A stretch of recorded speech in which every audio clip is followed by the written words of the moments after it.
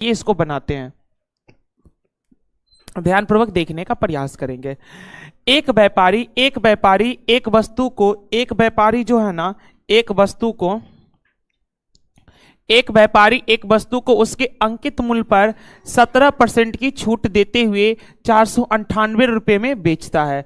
ध्यान से देखेंगे, एक व्यापारी एक वस्तु को उसके अंकित मूल्य पर 17% की छूट देते हुए 498 में बेचता है। अच्छा, ये 498 रुपये में कब बेचा है बताओ? 498 रुपये में कब बेचा है? जब 17% का छूट दिया गया। अच्छा, 17% का छूट दिया गया मतलब 83% पर बेच दिया। तो ये जो 498 है वो कितने परसेंट का वैल्यू है? 83% का, क्योंकि 17% तो इन्होंने छूट दे दिया, तो 100 में से 17 घटा तो 83%। और आपको 100% निकाल लेंगे। देखिए 83% में बेचा है, लेकिन 100% जैसे ही निकालेंगे तो ये क्या निकल जाएगा? Market price.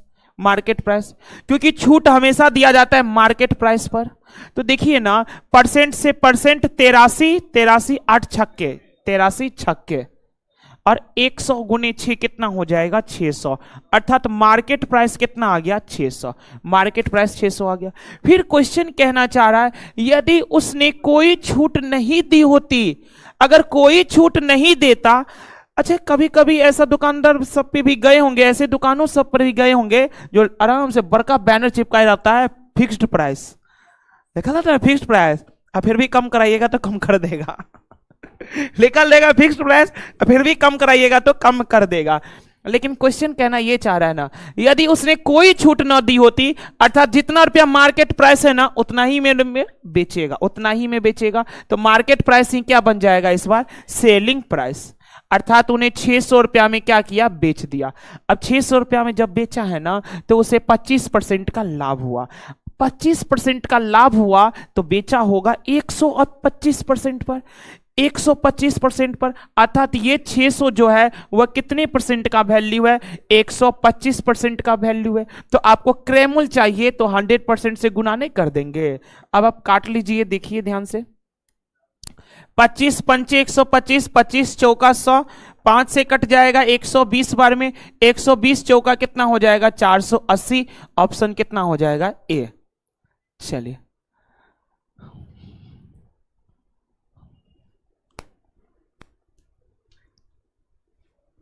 पहले नंबर के बाद बढ़ते हैं दूसरे नंबर। चलिए आइए दूसरे नंबर क्वेश्चन की ओर। दूसरे नंबर को जरा ध्यान से देखने, नहीं नोट किए थे, जल्दी नोट कर लीजिए आप लोग।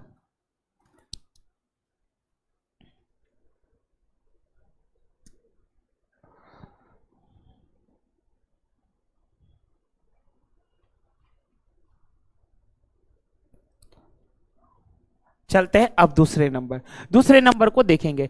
यदि 24 सेंटीमीटर ऊंचे एक लंबवृत्तीय शंकु का आयतन कितना है? 17,600 बट्टे का 7 सेंटीमीटर क्यूब, तो इसकी त्रिज्या क्या होगी? बताइए ना, बहुत ही सिंपल प्रश्न है। शंकु का आयतन दे रखा है कितना? 17,600 बट्टे का 7। ये क्या है? तो ये शंकु का आयतन है। ये शंकु का आयतन है, तो शंकु का आयतन क्या होता है?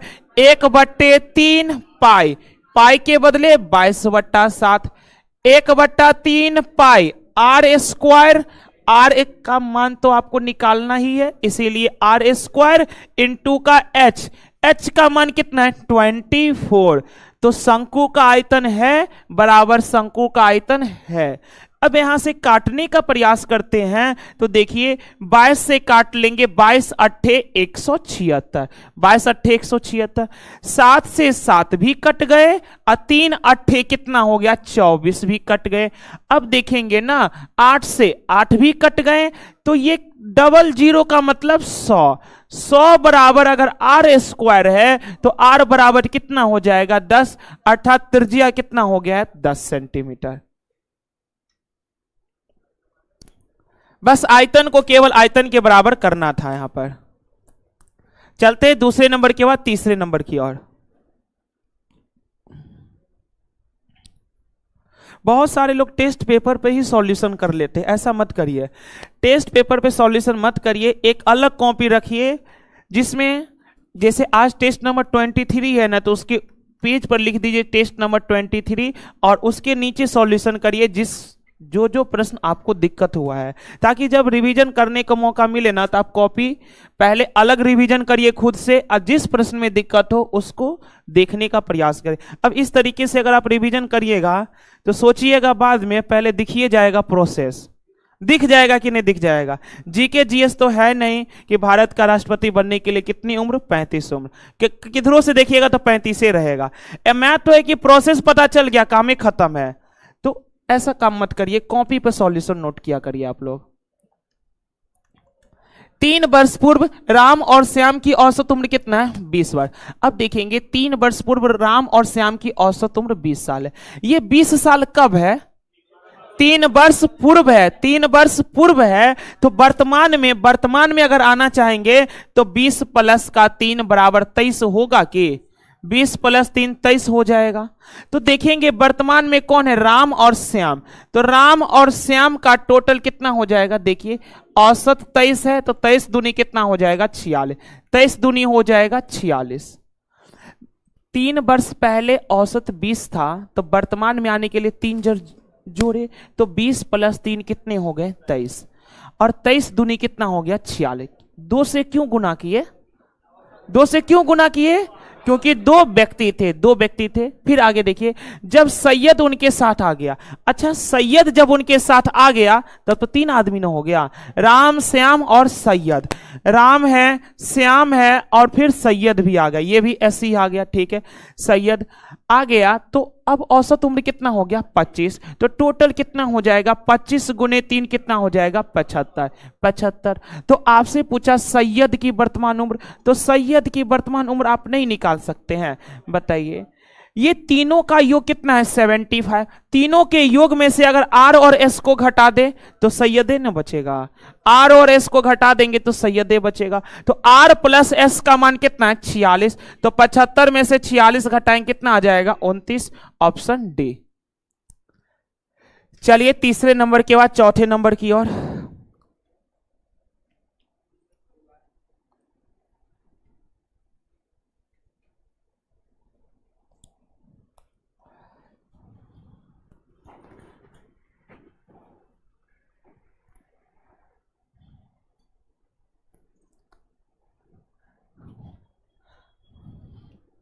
आइए चौथे नंबर में जरा ध्यान से देखने का प्रयास करेंगे।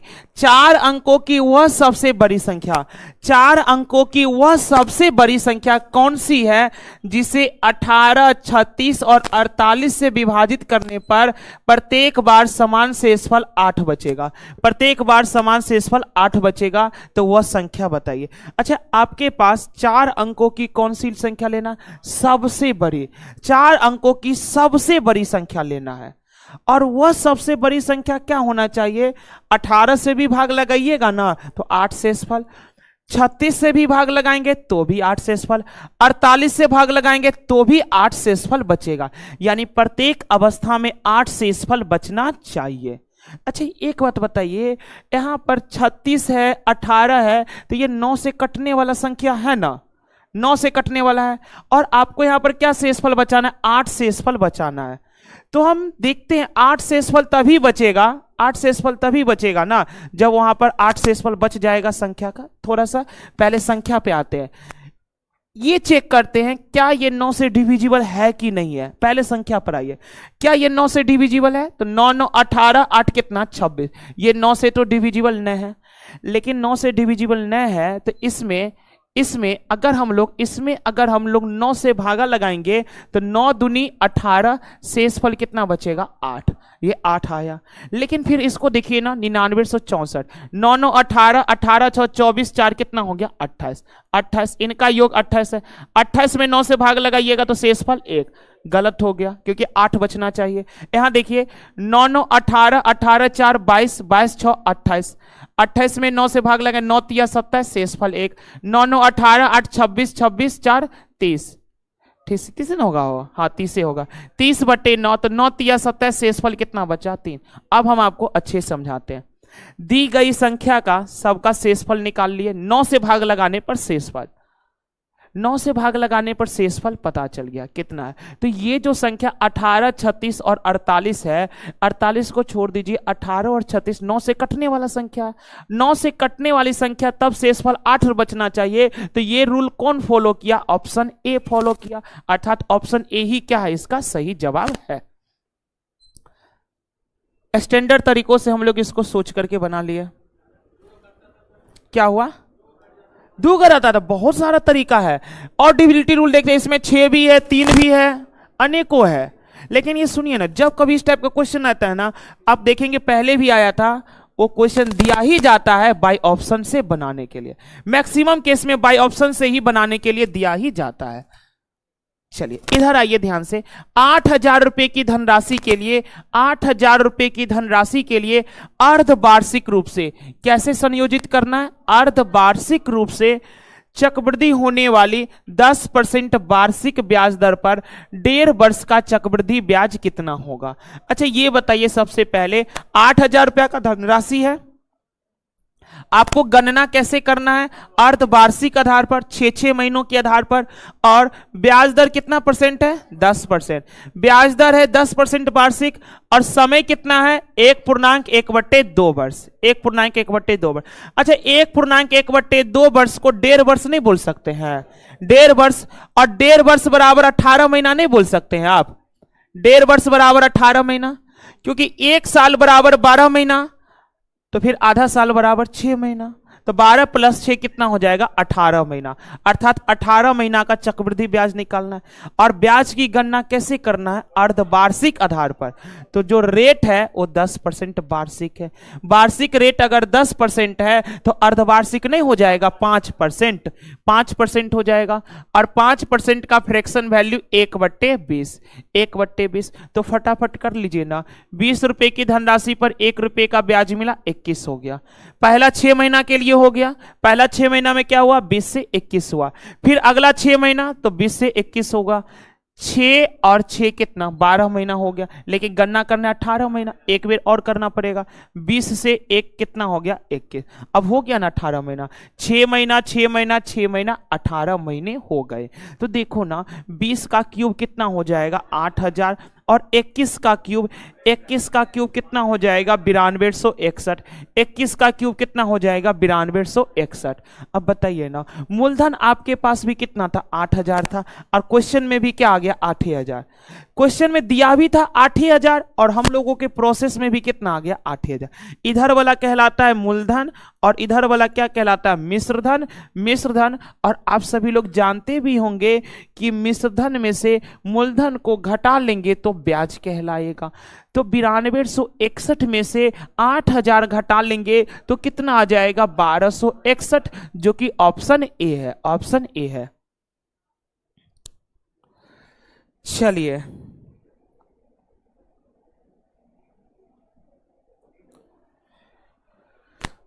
चलिए, बुक्स लवर का कहना है, आदित्य भाई सोनाली से पीएम करने के लिए अपना लेवल बढ़ाओ। सोनाली कौन है बताइए? सबसे चर्चित नामों को आप लोग भूल जाइएगा। सोनाली वही लड़की है जो सबसे पहले आंसर बताती है।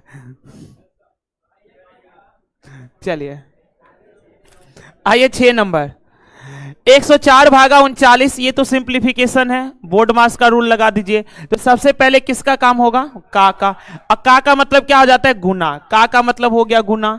जरा ध्यान से देखिएगा, इधर 3 से काट लेंगे कितना बार में? 13। 13 तो देखिए 104, 104 भागा, अच्छा 13 दूनी कितना हो गया? 26। तो ये 26 से भागा लगाएंगे, और 26 से जैसे ही भागा लगाएं तो 26 चौका कितना हो गया? 4। यानी हम कहना ये 4 है, इसका जब क्रियाक्रम किए तो 4 आया कि नहीं आया? पहले ये बताइए। एक बार फिर से हम इस स्टेप को दिखाते हैं क्या हुआ यहाँ पर। का मतलब गुना, 3 से 13 बार में 13 दूनी कितना हो गया? 26। 13 दूनी 26, अर्थात यहां पर कितना है? 26। 26 104 में अगर 26 से भागा लगाएंगे तो 26 चौका 104, अर्थात ये पूरा कट कुट करके कितना आ गया? 4। यहां से रिजल्ट कितना निकला? 4। फिर देखिए ये क्या प्लस है, फिर देखिए यहां पर 5 इकाई का 5 और 2 कितना 7/5, ये कितना है 7/5, गुना है तो गुना के बदले गुना, 12 सत्ते 84 और एक कितना 85/7, 85/7, 7 से 7 कट गया और 5 से 17 बार में कट गया, तो ये रिजल्ट क्या मिला 17, और उधर कितना है 3/4। बात क्लियर है, किसी को करने में कोई दिक्कत? तो अब देखिए ना 17 4 कितना हो गया 21, 21 में से 3/4 घटाइएगा तो कितना हो जाएगा 20.1/4 नहीं हो जाएगा। देखिए आप लोग वैसे घटा लिए ना, 21 चौका 84 में से 3 गया, वैसे घटा लिए थे, ठीक है।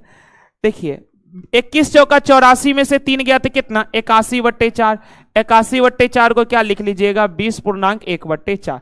आजकल ये वाला तरीका बहुत चलता है जो कि हम पहले से ही डिस्कस करते हैं।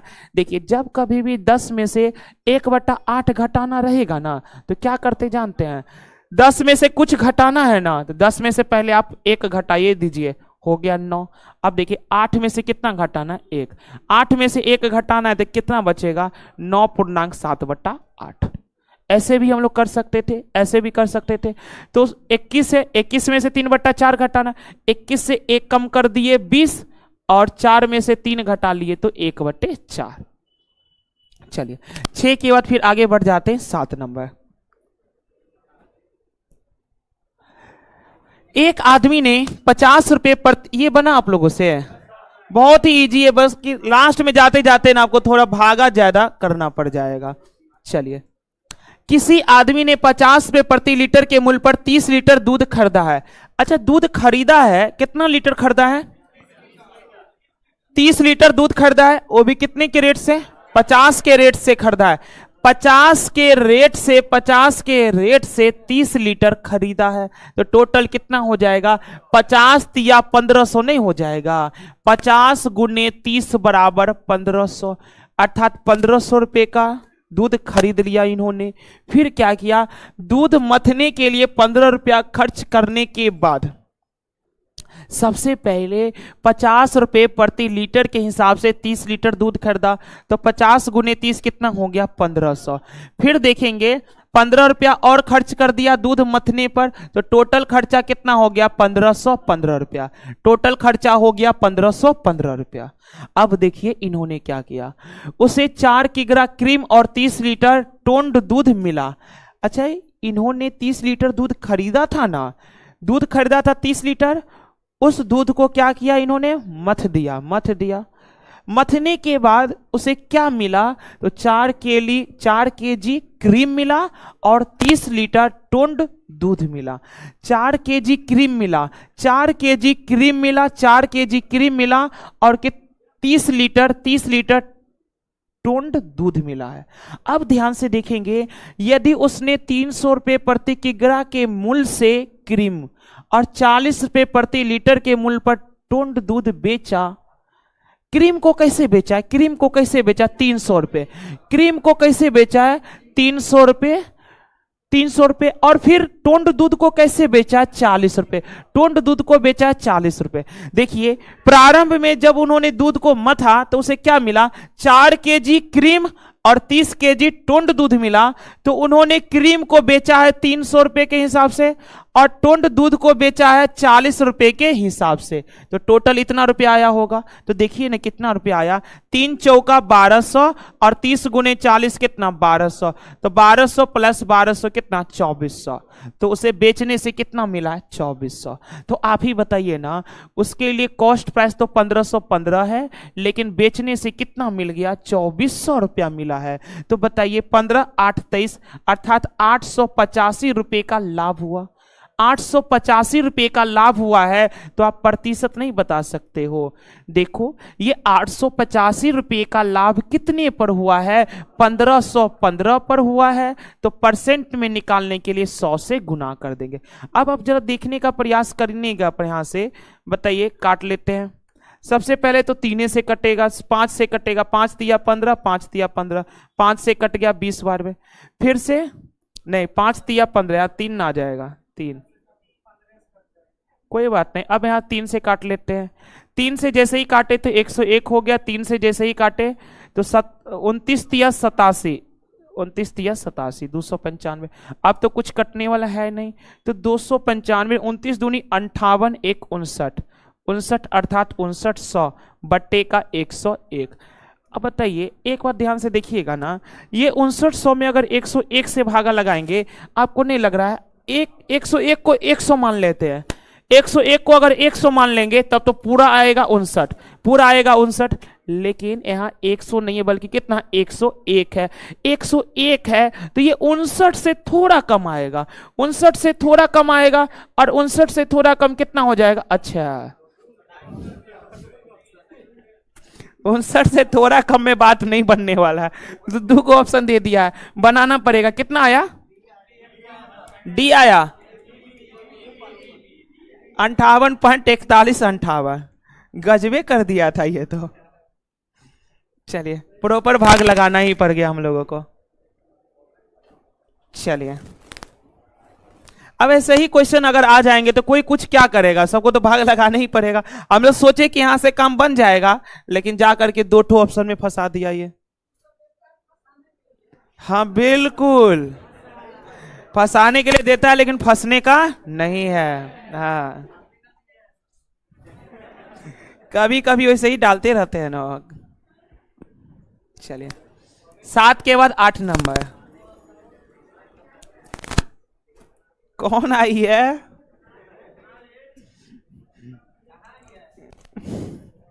इधर आइए इधर। 6 पुरुष किसी कार्य को 14 दिनों में पूरा कर सकते, 6 पुरुष जो है ना किसी काम को 14 दिन में पूरा कर सकते हैं। उन्होंने काम शुरू किया और 5 दिनों के बाद 3 पुरुष कार्य छोड़कर चले गए। अच्छा 3 पुरुष कार्य छोड़कर कब गए हैं, 5 दिन बाद गए हैं ना, तो 5 दिन तक तो काम हो गए होंगे, 5 दिन तक तो काम हो गए होंगे। फिर आगे देखिए ना, शेष पुरुष कितने दिनों में कार्य पूरा करेंगे, शेष पुरुष कितने दिनों में कार्य को पूरा करेंगे, जरा ध्यान से देखिए। 6 पुरुष किसी कार्य को 14 दिन में पूरा कर सकते, 6 पुरुष किसी कार्य को 14 दिन में पूरा कर सकते हैं, तो टोटल वर्क यहां से नहीं निकाल लेंगे। 6 पुरुष 14 दिन, तो 14 छक्के कितना हो गया 84, 84 वर्क हो गया। फिर ध्यान से देखेंगे 5 दिन के बाद, तो 5 दिन तक तो काम कर लिया ना होगा, अर्थात 6 का 6 पुरुष 5 दिन काम कर लिया। तो 6 पुरुष अगर 5 दिन काम किए हैं तो देखिए ना 5 दिन का काम, 5 दिन का काम, 5 दिन का काम, 5 दिन का काम। अब 5 दिन का काम 6 का 6 पुरुष करेगा, तो 6 पंचे कितना 30, 30 काम तो हो गया। तो बताइए 84 में से 30 काम अगर हो गया तो बच कितना गया 54 काम, 54 काम, यही शेष काम बच गया है। अब कहना ये चाह रहा है ना 5 दिनों के बाद 3 पुरुष चले गए, तो टोटल पुरुष कितने थे 6, और 6 में से अगर 3 गो चले गए, 6 में से अगर 3 गो चले गए तो कितने पुरुष बच गए 3, 3 गो बचा है। तो कहना चाह रहे शेष पुरुष कितने दिनों में कार्य को पूरा कर लेंगे। तो बताइए पुरुष तो अब बच गए केवल 3 है, तो इस 54 काम को करेगा केवल कितने 3 पुरुष, तो 54/3 कितना आ जाएगा 18, 18 दिन। 8 के बाद फिर 9 नंबर आ जाइए।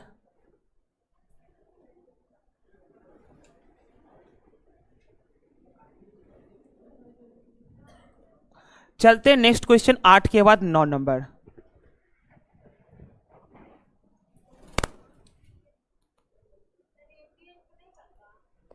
एमडीएचए तो यूज किए हैं, टोटल वर्क बराबर देखेंगे।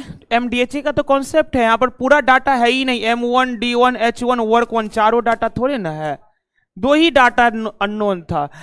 टोटल वर्क वाला इफिशियंसी इनटू टाइम होता है ना, वही अप्लाई कर लिए। 6 पुरुष है, 6 पुरुष है किसी कार्य को 14 दिन में, तो हम लोग मान लिए एक पुरुष का क्षमता कितना 1 है, एक पुरुष का क्षमता अगर 1 है तो 6 पुरुष का क्षमता 6, तो ये हो गया इफिशियंसी, और टाइम कितना है 14, तो इफिशियंसी इनटू टाइम बराबर क्या हो गया टोटल वर्क। इस आधार पर सॉल्व किए। फिर ये था 5 दिन काम किया, तो 6 मेंबर अगर 5 दिन काम किए तो 6 पंचे 30 काम हो गया, तो 84 में से 30 काम अगर हो गया तो बच कितने गए काम 54, और इस 54 काम को कौन करेगा। अब पहले 6 पुरुष थे, 3 पुरुष चले गए, 6 पुरुष में से 3 पुरुष चले गए तो बच गए कितने 3 पुरुष, अर्थात इस 54 काम को करेंगे केवल 3 पुरुष। चलिए इस क्वेश्चन को ध्यान से देखने का प्रयास करेंगे। तीन संख्याओं ए बी यहां और होगा ए बी और सी का औसत, ए बी और सी का औसत कितना है 63। अब जरा देखिए ना, तीन संख्या ए बी सी है, अच्छा औसत अगर 63 है तो टोटल कितना हो जाएगा 63 गुने का 3 बराबर कितना 189। टोटल हो जाएगा क्या 189। फिर ध्यान से देखेंगे, यदि पहली संख्या ए जो है ना, पहली संख्या ए संख्याओं बी और सी के योग, संख्याओं बी और सी के योग, तो संख्याओं बी और सी के योग की कितना है 3/4 के योग का कितना है 3/4 है। ये पहली संख्या ए क्या है, ये पहली संख्या ए है, दूसरी और तीसरी संख्या के योग का 3/4 है, अर्थात ए किसके बराबर है बी प्लस सी का 3/4 के बराबर है। तो आपसे पूछना चाह रहा है पहली संख्या ए का मान बताइए। तो पहली संख्या ए का मान निकालना है, कैसे निकालेंगे, तो सबसे पहले बताइए ए का मान हम लोग यहां पर रख नहीं देंगे, ए का मान हम लोग यहां पर रख दे। वैसे देखिएगा ना, सबसे अच्छा उपाय क्या जानते हैं, बी प्लस सी ए का मान रख दीजिए। देखिए ये 4a बट्टे 3 बराबर क्या हो जाएगा बी प्लस सी, तो बी प्लस सी का मान कितना हो गया 4a बट्टे का 3। इसको इसमें रख देते हैं, a के बदले a और b प्लस सी के बदले क्या रख लेंगे 4a बट्टे का 3 बराबर कितना 189। तो गुना करिए ना, 3a प्लस 4a 7a बट्टे का 3 बराबर कितना हो गया 189। 7 से कट गया, 7 दूनी 14, 7 सत्ते 49, तो a बराबर कितना हो जाएगा 27 दिया कितना हो गया 81, ऑप्शन सी। चलिए 9 नंबर के बाद फिर आगे बढ़ते हैं 10 नंबर की ओर।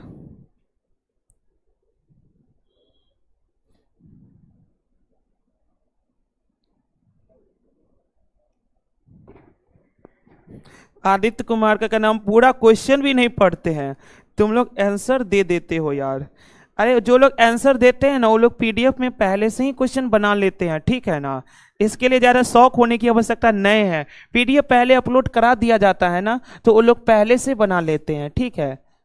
इसके लिए ज़्यादा आश्चर्यचकित नहीं होना है, वो लोग पहले से ही बना लेते हैं। चलिए लगभग 7 बजे के अप्रोक्स में पीडीएफ डाल दिया जाता है, इसीलिए वो लोग पहले बना लेते हैं।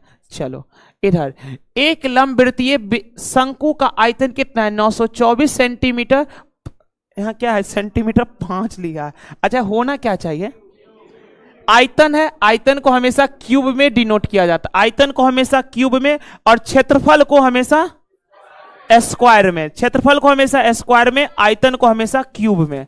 चलिए और इसकी ऊंचाई कितना 18 सेंटीमीटर। तो शंकु के आधार का परिमाप ज्ञात करिए। ध्यान से देखिए, शंकु का आयतन 924 है, ये 924 क्या है शंकु का आयतन है, तो शंकु का आयतन होता है 1/3 पाई, पाई के बदले रख दिए 22/7, तो 1/3 पाई r स्क्वायर h कितना दे रखा है 18, तो शंकु का आयतन है बराबर शंकु का आयतन है।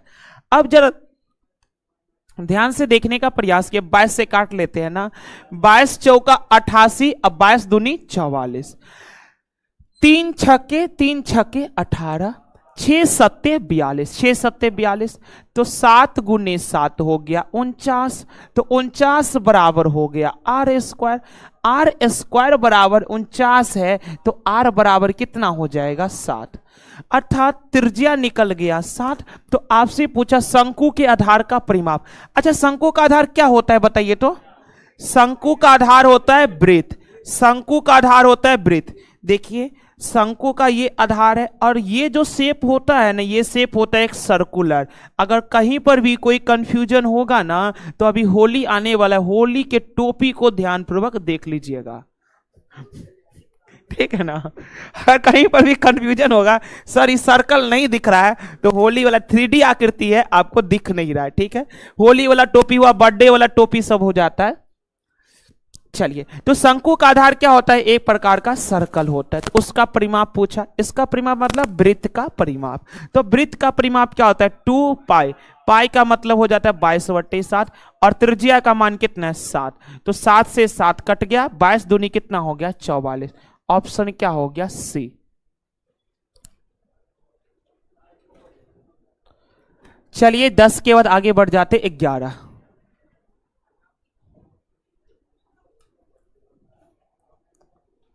11 नंबर ध्यान से देखिएगा। स्थिर जल में एक नाव की गति कितना है? 9 किलोमीटर प्रति घंटा। अच्छा, स्थिर जल में एक नाव की चाल को हम लोग डिनोट करते हैं हमेशा x से। x का मान कितना दे दिया है? 9 किलोमीटर प्रति घंटा। 9 किलोमीटर प्रति घंटा। फिर ध्यान से देखेंगे, धारा की दिशा में 35 किलोमीटर जाने में। अब ध्यान से सुनिए, धारा की दिशा में 35 किलोमीटर जाने में और धारा की विपरीत दिशा में 28 किलोमीटर जाने में समान समय लेती है।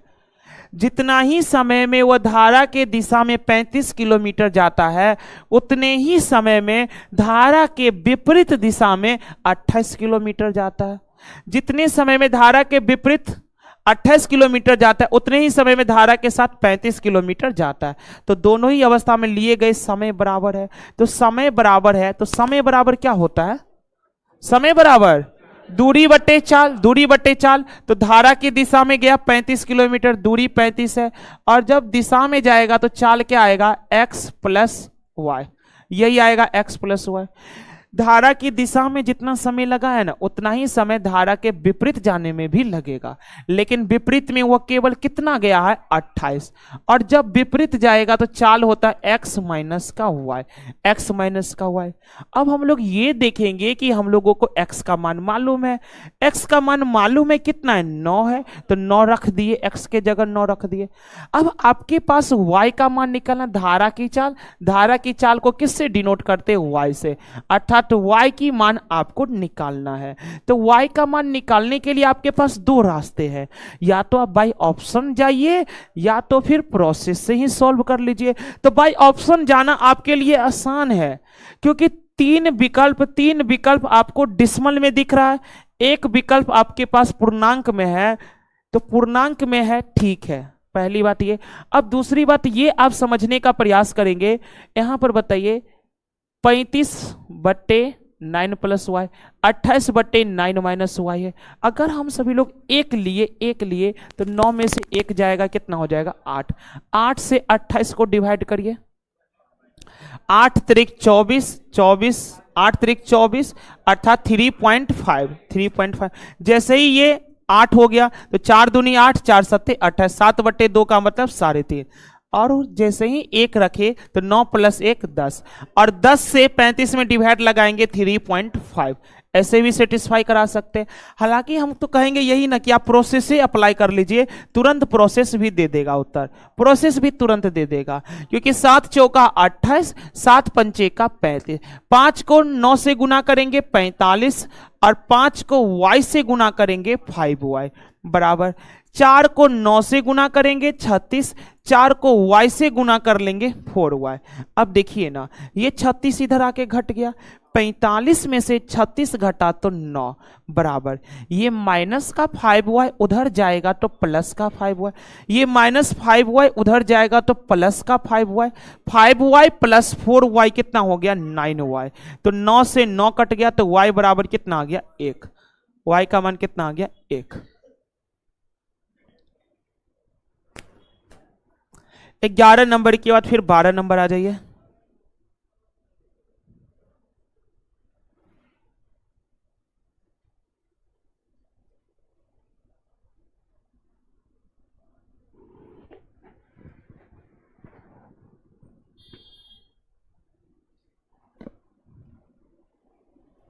आ जाइए 12 नंबर, चले 12 नंबर।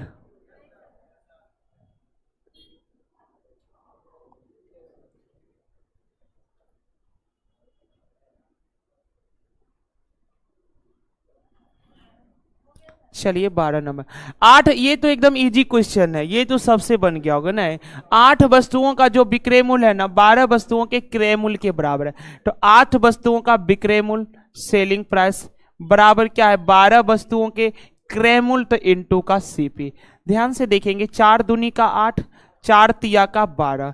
तो ध्यान से देखिए ना, कॉस्ट प्राइस बट्टे का क्या आ जाएगा, सेलिंग प्राइस, बराबर कितना आ गया, इधर 2 है, ये वाला 3 नीचे आ जाएगा। इतना काम करने में तो किसी को कोई दिक्कत नहीं होगा। तो अब आपको पता भी चल गया, कॉस्ट प्राइस 2 है, सेलिंग प्राइस 3 है। प्रॉफिट कितने का हो रहा है, 1 का। प्रॉफिट कितने का हो रहा है, 1 का। खरीदे 2 रुपया में, बेचे 3 रुपया में, 1 का प्रॉफिट। और ये 1 का प्रॉफिट जो हो रहा है वो कितने पर हो रहा है, 2 रुपया पर। तो परसेंट में निकालने के लिए 100 से गुना, 2 से 100 कट जाए कितनी बार में, 50 बार में, अर्थात 50% का प्रॉफिट होगा। इस क्वेश्चन को बनाने का सिंपल तरीका यही था कि 8 वस्तुओं का विक्रय मूल्य है तो 8 गुने सेलिंग प्राइस कर दिए बराबर, 12 वस्तुओं के क्रय मूल्य तो 12 इंटू कॉस्ट प्राइस कर दिए। 4 दूनी 8, 4 तिया 12, तो कॉस्ट प्राइस बट्टे सेलिंग प्राइस कितना आ गया, 2:3 है, 2/3 है। तो 2 रुपया में खरीदे, 3 रुपया में बेचे, 1 रुपया का लाभ हुआ। तो प्रॉफिट परसेंट बराबर क्या हो जाता है, प्रॉफिट इंटू 100 बट्टे का कॉस्ट प्राइस 2 है, 50%। चलिए 12 के बाद 13 नंबर आ जाइए। 13 नंबर ये रेकरिंग का क्वेश्चन है। हालांकि अगर इसको थोड़ा सा अच्छे से समझ करके बनाइएगा ना तो बिना बनाए हुए आपका उत्तर आ जाएगा, बिना बनाए हुए आपका उत्तर आ जाएगा। सबसे पहले इसको हम लोग बनाते हैं, बनाने के क्रम में सीख भी लेंगे कैसे बनाना है। अच्छा, इसको आप क्या लिखिएगा बताइए तो।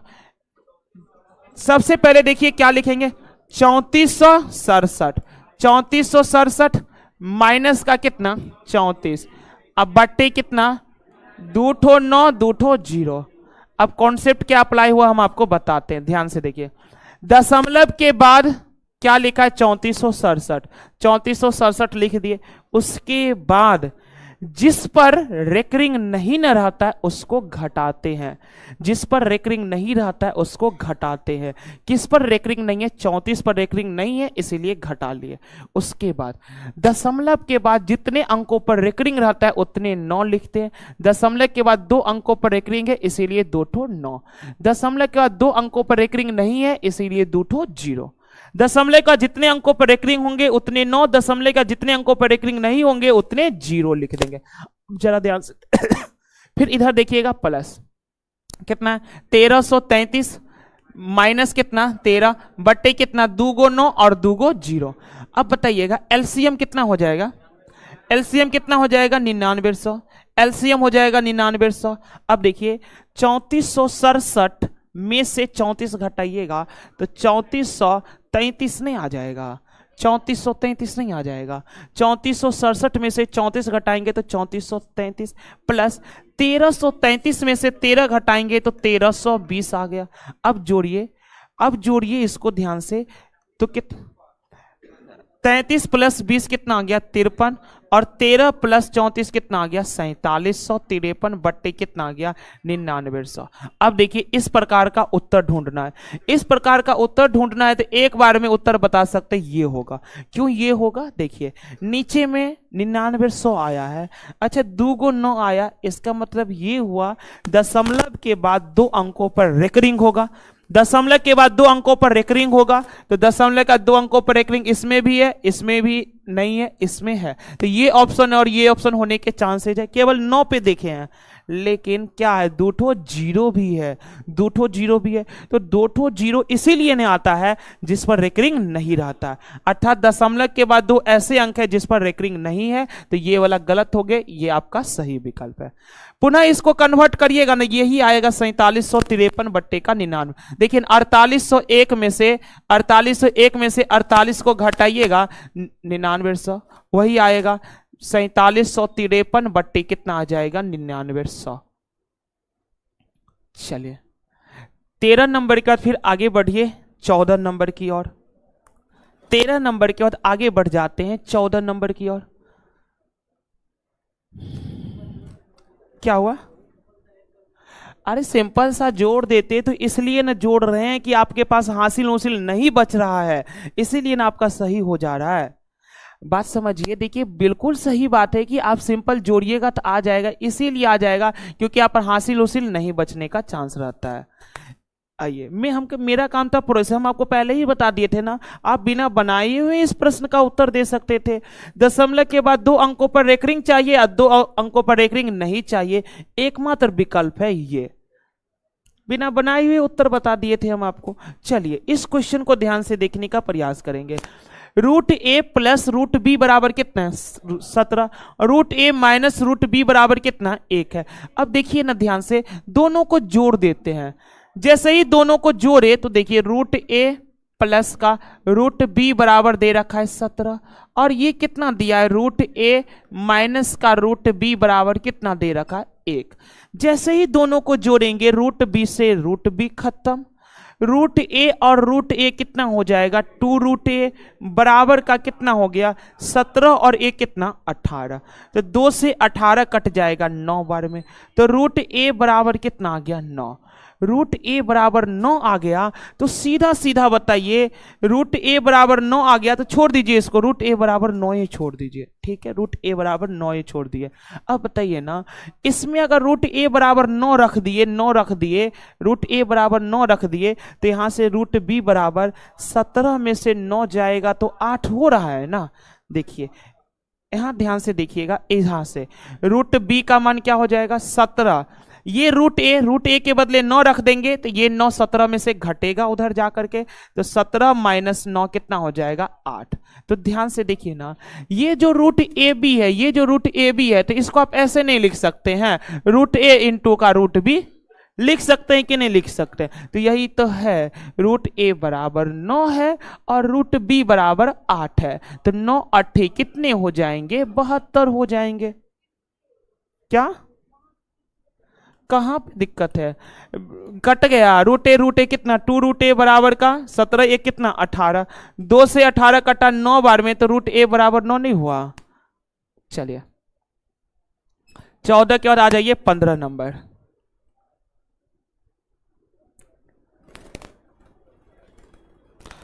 चले 15, आइए 15 नंबर, ये रहा आपके पास 15 नंबर। जीपी के बारे में जानते होइएगा, बताइए। हाँ, जीपी मतलब ज्योमेट्रिक प्रोग्रेस है, एपी मतलब अर्थमेटिक प्रोग्रेस है। देखिए x माइनस 2x और x प्लस 3, यहां पर 3 गो टर्म है कि नहीं है? 3 गो टर्म है। तो जब कभी भी 3 गो टर्म दिया रहेगा ना, तो आप ये जानते होंगे कि जीपी का सार्व अनुपात क्या होता है? हमेशा समान होता है। जिस प्रकार एपी का सार्व अंतर हमेशा समान होता है, उसी प्रकार जीपी का सार्व अनुपात हमेशा समान होता है। और सार्व अनुपात निकालते कैसे है? सेकेंड टर्म में पहले टर्म से भाग लगाते हैं, उसी प्रकार थर्ड टर्म में दूसरे टर्म से भाग लगाते हैं। तो देखिए ना, सेकेंड टर्म है x, तो x में भाग लगाएंगे फर्स्ट टर्म से। फर्स्ट टर्म कितना है? x माइनस का 2 बराबर, यहां से जो सार्व अनुपात आएगा ना, वही अनुपात इधर भी आएगा। थर्ड टर्म कितना है? x plus 3। थर्ड टर्म में सेकेंड टर्म से भाग लगाएंगे। अब आप जरा ध्यान से देखने का प्रयास करिए, x को x से गुना करेंगे तो x स्क्वायर बराबर, x को x से गुना कर लिए x स्क्वायर, माइनस 2 को x से गुना किए माइनस का 2x, 3 को x से गुना किए प्लस का 3x, और 3 दूनी कितना हो गया? 6। x स्क्वायर से x स्क्वायर कट गया। अब ध्यान से देखेंगे ना, माइनस 2x और 3x है, तो 3x में से 2x घट गया तो x बचा, और ये जो माइनस 6 है इधर आ जाएगा, कितना हो जाएगा? प्लस का 6। तो x का मान कितना हो जाएगा? 6। x का मान हो जाएगा 6। चलिए फिर आप सभी लोग नेक्स्ट क्वेश्चन का उत्तर बताइए जल्दी से।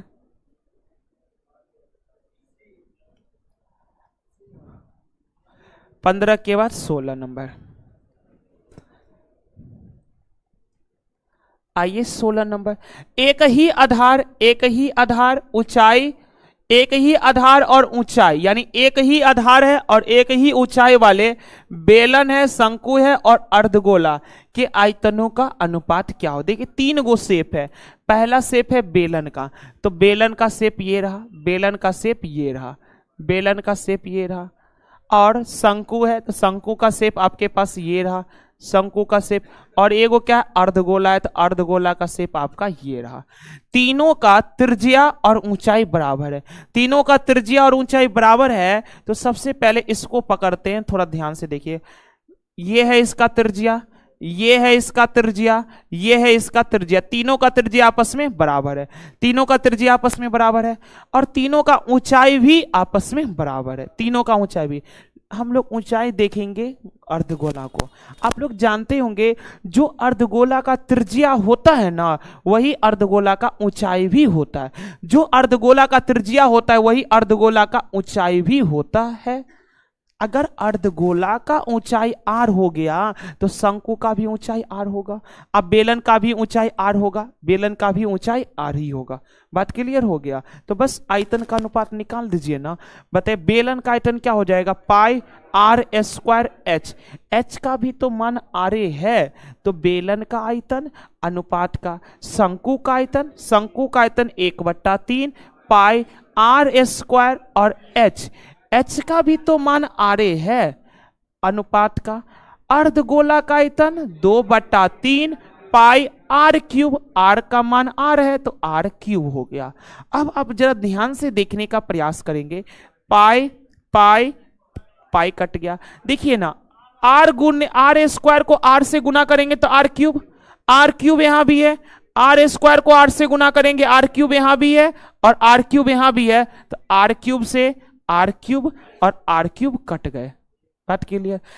यहां पर क्या बचेगा, 1/1/3 अनुपात कितना, 2/3। तो बताइए नीचे में 3 है, ये 3 1 से गुना हो जाएगा, तो 3 इकाई का कितना, 3 अनुपात 1 अनुपात कितना, 2। तो 3 अनुपात 1 अनुपात का 2 आ जाएगा, 3 अनुपात 1 अनुपात कितना, 2।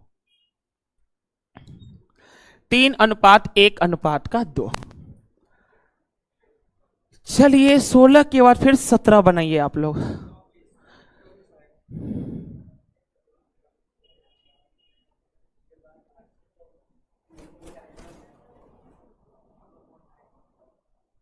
हाँ,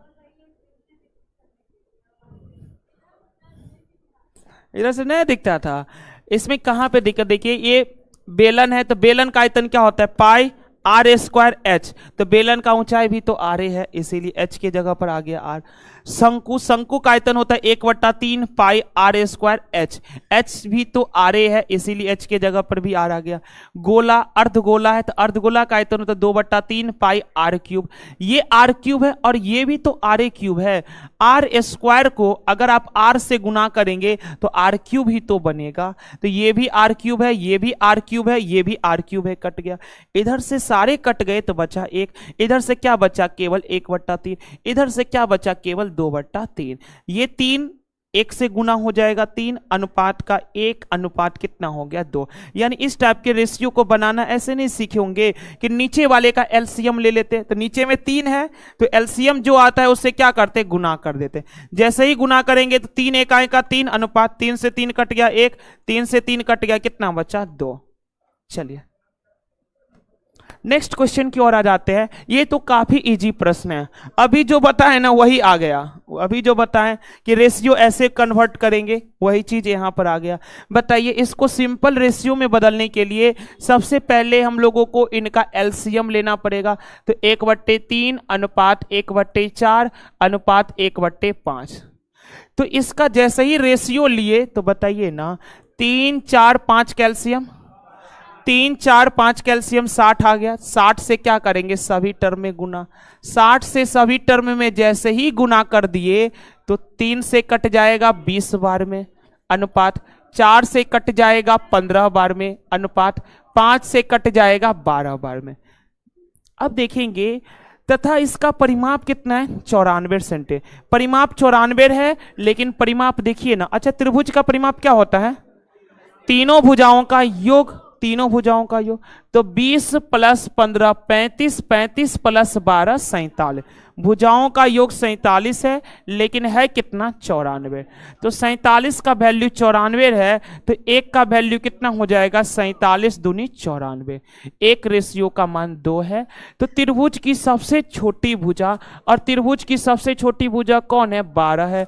तो एक रेशियो का मान 2 है, तो फिर 12 रेशियो का मान कितना हो जाएगा 12 दूनी कितने हो जाएंगे 24। 17 के बाद फिर आप सभी लोग 18 बनाइए।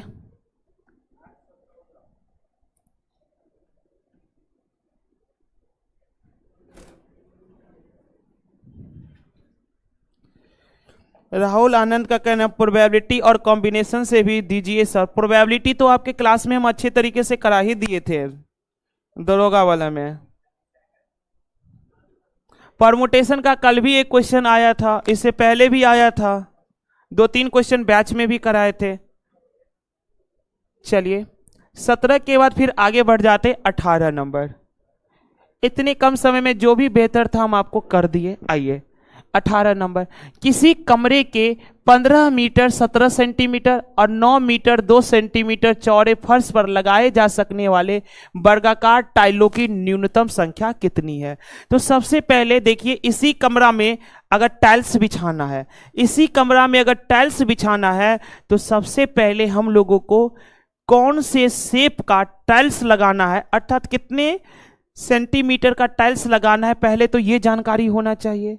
और टाइल्स जो है देखिए ना, चौड़े फर्श पर लगाए जा सकने वाले वर्गाकार टाइल्स की न्यूनतम संख्या। जो हम लोगों को टाइल्स लगाना है ना इस कमरा में, वह वर्गाकार टाइल्स होना चाहिए, वर्गाकार टाइल्स होना चाहिए। तो टाइल्स लगाने के लिए सबसे पहले ये जरूरत है ना, कौन से शेप का टाइल्स लगाए। 10 सेंटीमीटर वाला लगाइएगा कि 15 की 20 की 1 मीटर वाला लगाइएगा, तो वो तो आप पे डिपेंड करेगा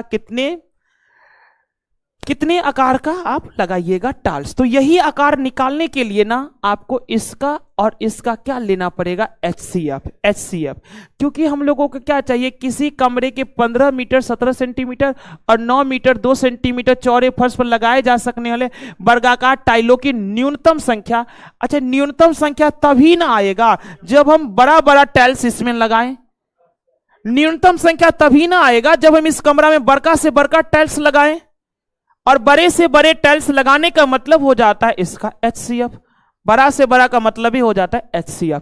तो निकालिए ना, 15 मीटर 17 सेंटीमीटर को हम सीधा सीधा सेंटीमीटर में ही कन्वर्ट कर लेते। तो 1 मीटर बराबर तो 100 सेंटीमीटर, तो 15 मीटर बराबर 1500 और प्लस 17 कितना हो जाएगा 1517 सेंटीमीटर। और इधर 9 मीटर 2 सेंटीमीटर, तो 1 मीटर बराबर 100 सेंटीमीटर, तो 9 मीटर बराबर 900 प्लस 2 कितना 902 सेंटीमीटर। तो फिलहाल बताइए इनका HCF निकालना है। तो आप सभी लोग जानते होंगे HCF निकालने के लिए सबसे बेस्ट तरीका हो जाता है आप उनका अंतर लीजिए। तो देखिए ना, 1517 और 902 का जब अंतर निकालेंगे तो अंतर कितना आ रहा है यहाँ पर 615। अब HCF या तो डायरेक्ट अंतर होता है या फिर अंतर का फैक्टर होता है। तो 615 तो कोनों एंगल से लग रहा है कि इसका HCF होगा, और HCF हमेशा संख्या को काटता है। HCF हमेशा संख्या को काटता है। 615 तो 9 तो 902 को काटेगा, 9 तो 1517 को काटेगा, तो 615 तो HCF होगा नहीं, तो इसका फैक्टर। अब 615 का फैक्टर करने जाइएगा ना, तो सबसे पहले बताइए ना क्या करिएगा। अब इसको 15 से ये कट रहा है, 15 से कट रहा है कि नहीं कट रहा है, इसका फैक्टर 15 से करेंगे तो 15 इंटू कितना हो जाएगा 41, 15 इंटू 41, 615 को लिख सकते 15 इंटू 41। तो बताइए 41, 15 और 41 में तो बड़ा 41 ना है, क्योंकि आपको बड़ा से बड़ा चाहिए। तो एक बार देखिए ना, 41 से कटता है ये क्या, तो 41 दूनी 82, 90 में से 82 गया तो फिर से 8, 8 पर 2 उठ रहा 82, यानी ये तो कट गया। अब इसको चेक कर लेते हैं। तो अच्छा ये कट गया, तो 15 से तो ये नहीं ना कटेगा, नहीं ये कटेगा, यानी श्योर हो गए हम लोग कि HCF कितना आने वाला है 41। श्योर हो गए कि HCF कितना आने वाला है 41, क्योंकि 15 से अगर कोई संख्या कटेगा ना तो उसके इकाई स्थान पर केवल और केवल या तो 0 हो या तो 5 हो। जीरो और 5 के अलावा कुछ नहीं। तो यहां पर भी इकाई स्थान पर 7 है, यहां पर भी इकाई स्थान पर 2 है, तो नहीं कटने वाला है 15 से। कंफर्म हो गया कि 41 से ही कटेगा। एगो को चेक भी कर लिए थे, ये भी कटेगा ही कटेगा। तो हम लोगों को बड़े से बड़े आकार के टाइल्स की लंबाई कितना है, 41 सेंटीमीटर। टाइल्स का शेप मालूम हो गया, 41 सेंटीमीटर का टाइल्स लगाना है। तो आपको न्यूनतम संख्या टाइल्स की चाहिए। तो टाइल्स की संख्या बताइए, टाइल्स की संख्या आप कैसे निकालेंगे बताइए? ऐसे नहीं बोलिए लंबाई गुने चौड़ाई, ऐसे बोलिए। टाइल्स की संख्या बराबर होगा कमरे का क्षेत्रफल बट्टे एक टाइल्स का क्षेत्रफल। कमरे का क्षेत्रफल बट्टे एक टाइल्स का क्षेत्रफल। तो टाइल्स जो है वो तो वर्गाकार है, तो वर्ग की भुजा कितना है, 41। तो वर्ग की भुजा 41 है, तो क्षेत्रफल नहीं हो जाएगा 41 गुने 41, क्योंकि वर्ग का क्षेत्रफल होता है भुजा स्क्वायर। तो 41 गुने 41 लिख दिए। हम क्या बोले, टाइल्स की संख्या बराबर होता है कमरे का क्षेत्रफल। तो कमरे का लंबाई चौड़ाई कितना है, 1517 इंटू कितना, 902। तो कमरे का क्षेत्रफल बट्टे एक टाइल्स का क्षेत्रफल। अब भाग लगा दीजिए ना आप। जैसे ही भाग लगाने जाइएगा ना, तो 41 से तभी काटवे किए थे, याद है ना? 41 दूनी 88 नहीं, 41 दूनी 82 और 41 दूनी 82। 41 से काटिए, 41 तिया 123, 41 तिया 123 और 41 सत्ते 37 बार में कट गया। अब 37 को 22 से गुना करिएगा ना, गुना करने की कोई आवश्यकता नहीं है। देखिए ना, 2 सत्ते 14, 2 सत्ते 14, इकाई स्थान पर 4 एकमात्र विकल्प है, कितना हो जाएगा, 814। किसी को समझने में कहीं पर भी कोई कंफ्यूजन है क्या? चलिए 18 के बाद 19 नंबर बढ़ जाते हैं। तब क्या हुआ, थोड़ा कस के बोलिए ना, आवाजें नहीं पहुंचता है। आयताकार मतलब क्या रहता, टाइल्स आयताकार कभी नहीं पूछेगा। टाइल्स आता भले ही आयताकार है, लेकिन क्वेश्चन में आयताकार कैसे बनाएगा बताइए? एगो लंबाई अलग निकलेगा, चौड़ाई अलग निकलेगा, नहीं, आयताकार कभी नहीं पूछेगा। जब कभी भी क्वेश्चन पूछे गए वो वर्गाकार टाइल्स ही लगाए, क्योंकि आपको एचसीएफ मालूम करना है ना, तो एचसीएफ एक को भुजा को डिनोट करेगा।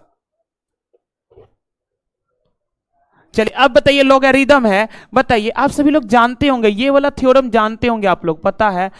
जैसे log m plus log n, log m plus log n बराबर क्या हो जाता है जानते हैं, log इंटू m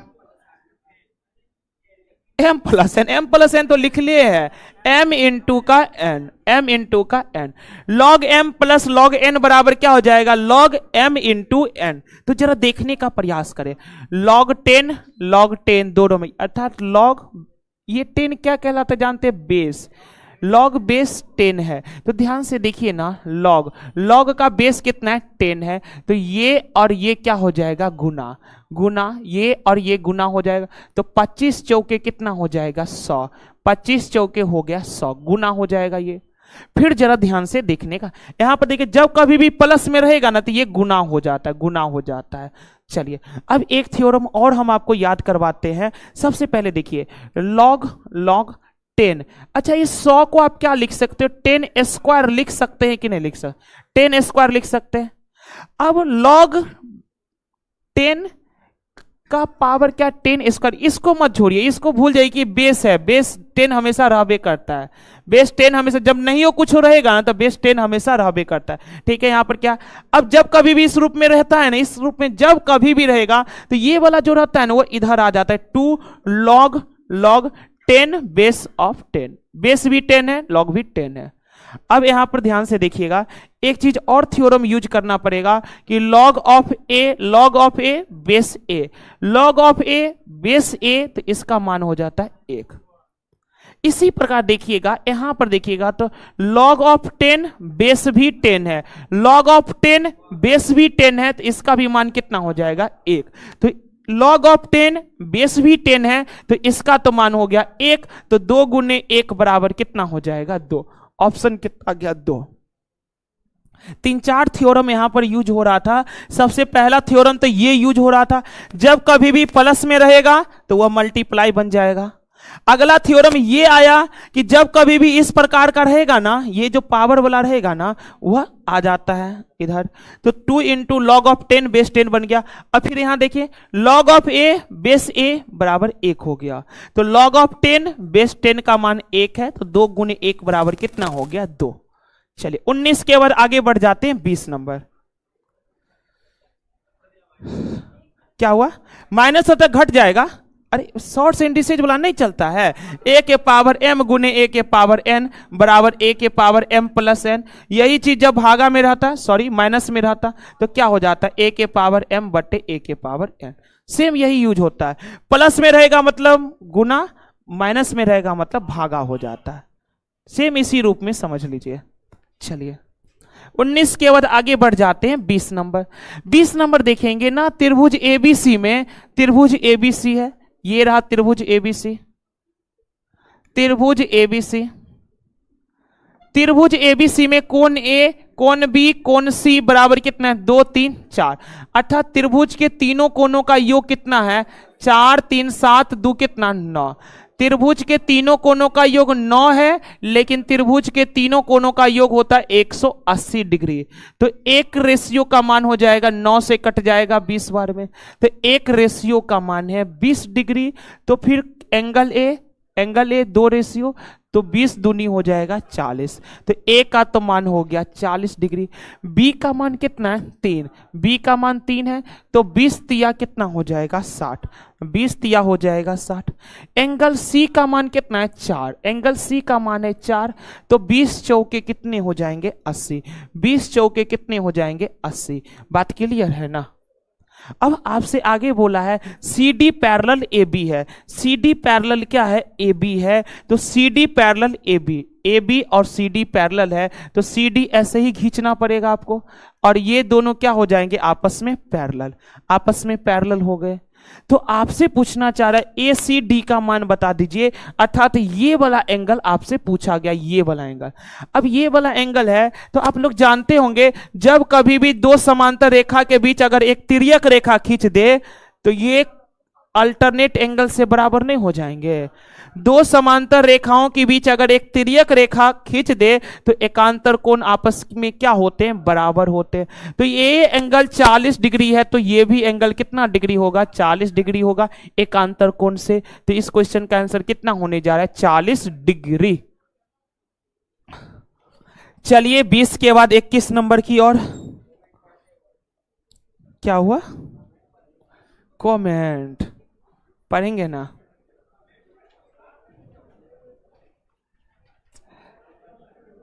चलिए 20 नंबर के बाद आगे बढ़ जाते हैं 21 नंबर। आज के सेट पेपर का हम लोग मैथ के क्वेश्चन को कर चुके हैं, अब हम सभी लोग रीजनिंग के प्रश्नों। अच्छा कल पता है ना एलपी टेक्नीशियन का बैच है 23 फरवरी से, तो जितने सारे लोगों को अगर फॉर्म भरे होंगे तो जरूर क्लास करने के लिए आइएगा अपने सभी दोस्तों के साथ, ठीक है। इसका आंसर कितना आ रहा है, अच्छा हमको लगा ये 204 आ गया आंसर। चलिए इधर आ जाइए ध्यान से। टाइमिंग कल बताए थे ना, देखिए एलपी टेक्नीशियन का जो टारगेट बैच है ना, एलपी टेक्नीशियन का जो टारगेट बैच है वो आपका दोपहर में 2 से 4 है, 2 से 4 है, 2 से 4 है। तो कल क्लास ऑफलाइन करना चाहते हैं तो किसान कोल्ड स्टोरेज वाले कैंपस पर आइएगा सभी दोस्तों के साथ। अगर ऑनलाइन बैठ करके देखना चाहते हैं तो एप्लीकेशन पर जा करके देखिएगा, ठीक है। ऑनलाइन एप्लीकेशन पर चलेगा, रेलवे का टारगेट के नाम से फोल्डर बन चुका है, वहां पर मिलेंगे। और ऑफलाइन किसान कोल्ड स्टोरेज वाले कैंपस पर आएंगे, ठीक है। आइएगा ना, कल बेहतर तरीके से हम लोग बैच के बारे में पूरा डिटेल कर लेंगे।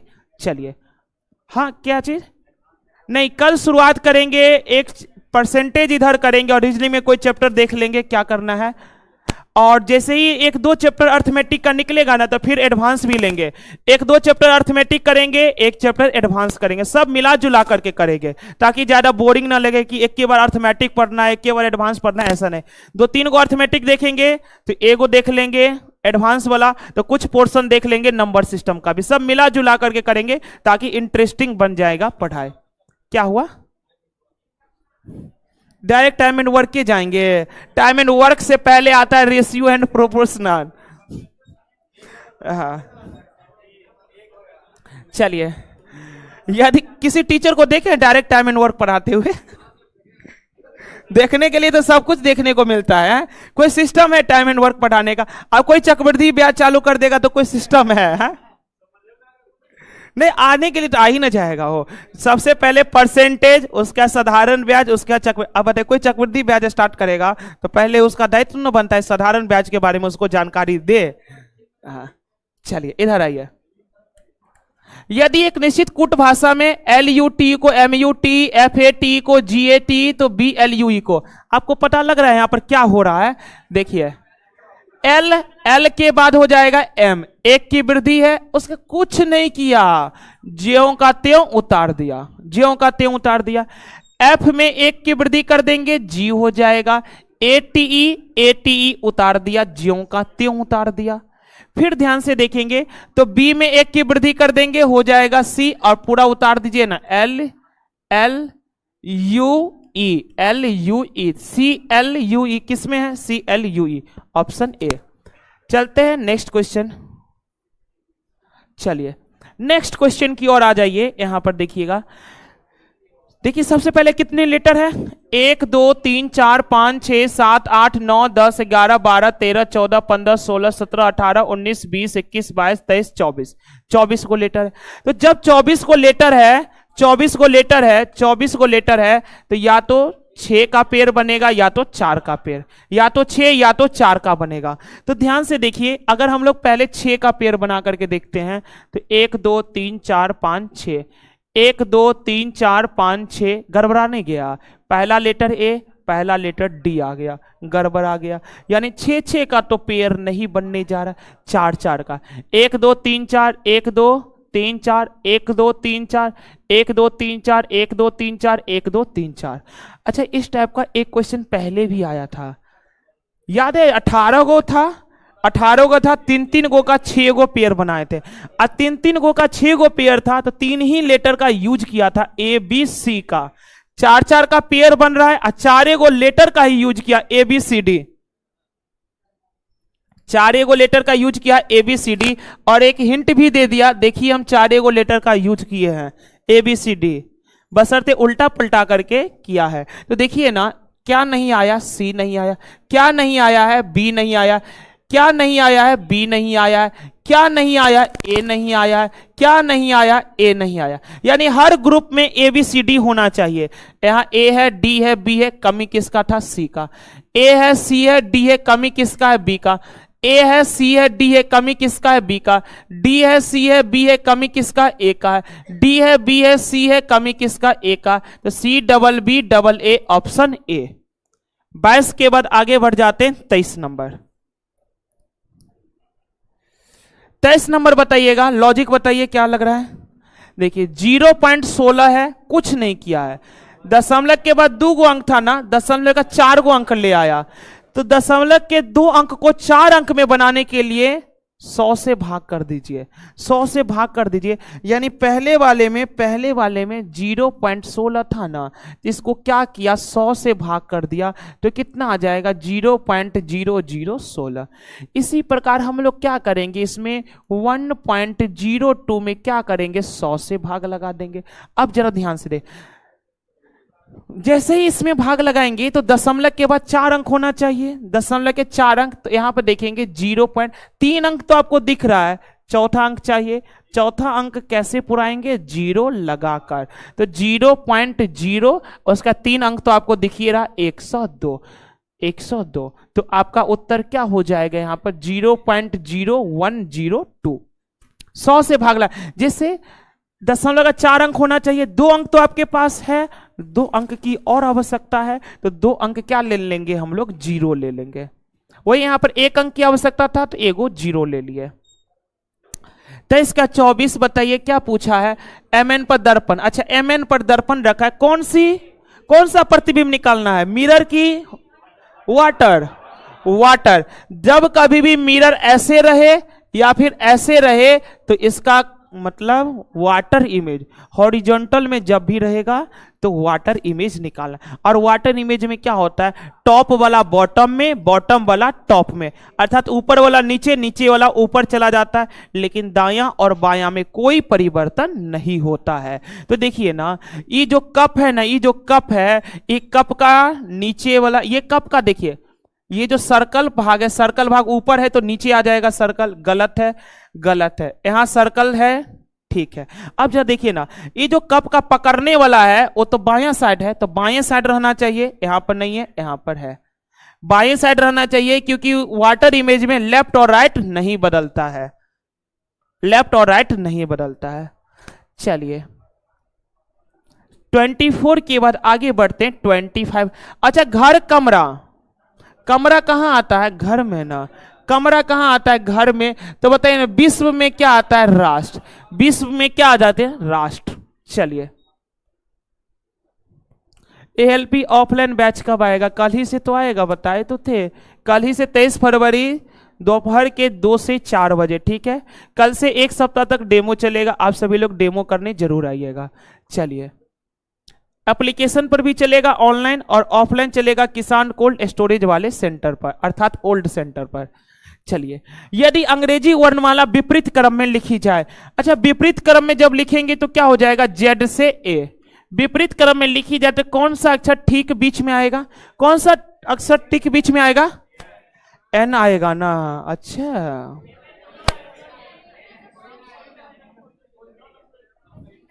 छब्बीस गो लेटर के ठीक बीच में कोई आएगा, तो कैसे बता रहे M आएगा, N आएगा। वो लॉजिक छोड़िए ना, यदि अंग्रेजी मानवाला को विपरीत क्रम में लिखी जाए तो कौन सा अक्षर ठीक बीच में आएगा, तो इंग्लिश अल्फाबेट में 26 गो ना लेटर होता है, और 26 गो के ठीक बीच में कोई आएगा, इनमें से कोई नहीं उत्तर होगा, ठीक है। फंसा दिए ना आपको।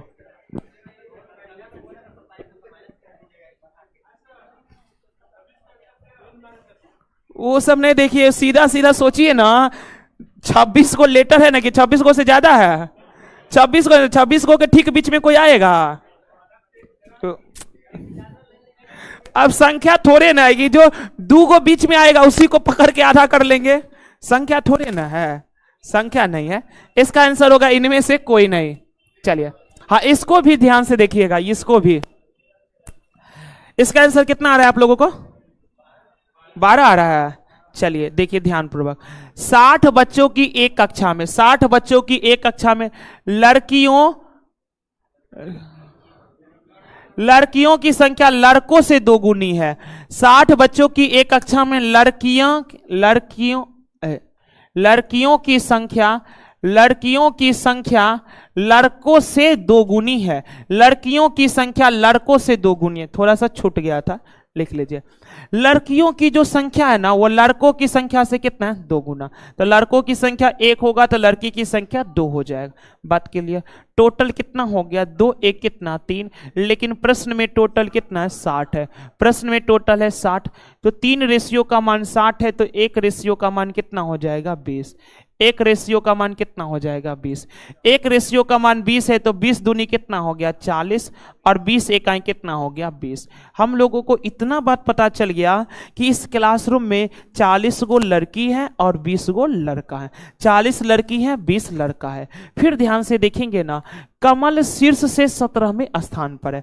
कमल जो है ना, शीर्ष से 17वें स्थान पर है। मान लिए यहां पर कमल है, यहां पर कौन है, कमल है, और कमल कैवें स्थान पर है, 17वें स्थान पर।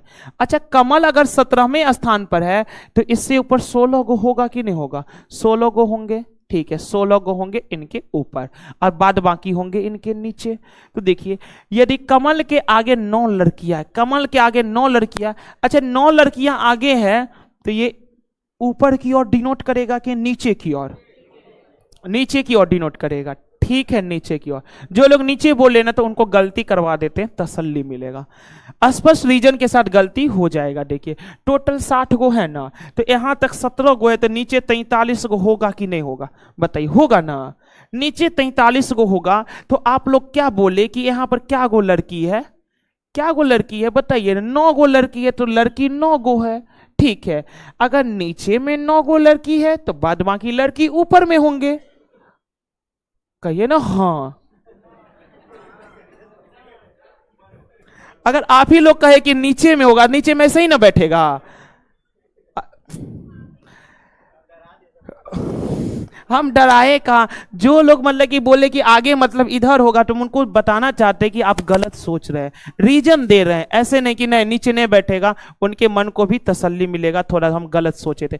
देखिए कोई बात नहीं, गलत सोचे तो अगली बार से आप गलत नहीं सोचिएगा, ठीक है ना। देखिए यहां तक में 17 है तो बाद बाकी नीचे है ना होगा, तो टोटल 60 गो है, 60 गो में 17 गो यहाँ है, तो 60 में से 17 घटा दिए 43, यानी कमल के नीचे होगा 43 गो। कमल के नीचे 43, तो आप लोगों के अकॉर्डिंग नीचे में कितना लड़कियां हैं? 9 गो लड़कियां, 9 गो लड़कियां हैं। तो इस 43 में से 9 गो लड़की है, तो बाद बाकी लड़का होना चाहिए। लड़का की संख्या यहां से कितना निकल रहा है? 33। कितना लड़का है? 33। तो क्या लड़का 33 गो है? तो बात समझ में आ गया ना।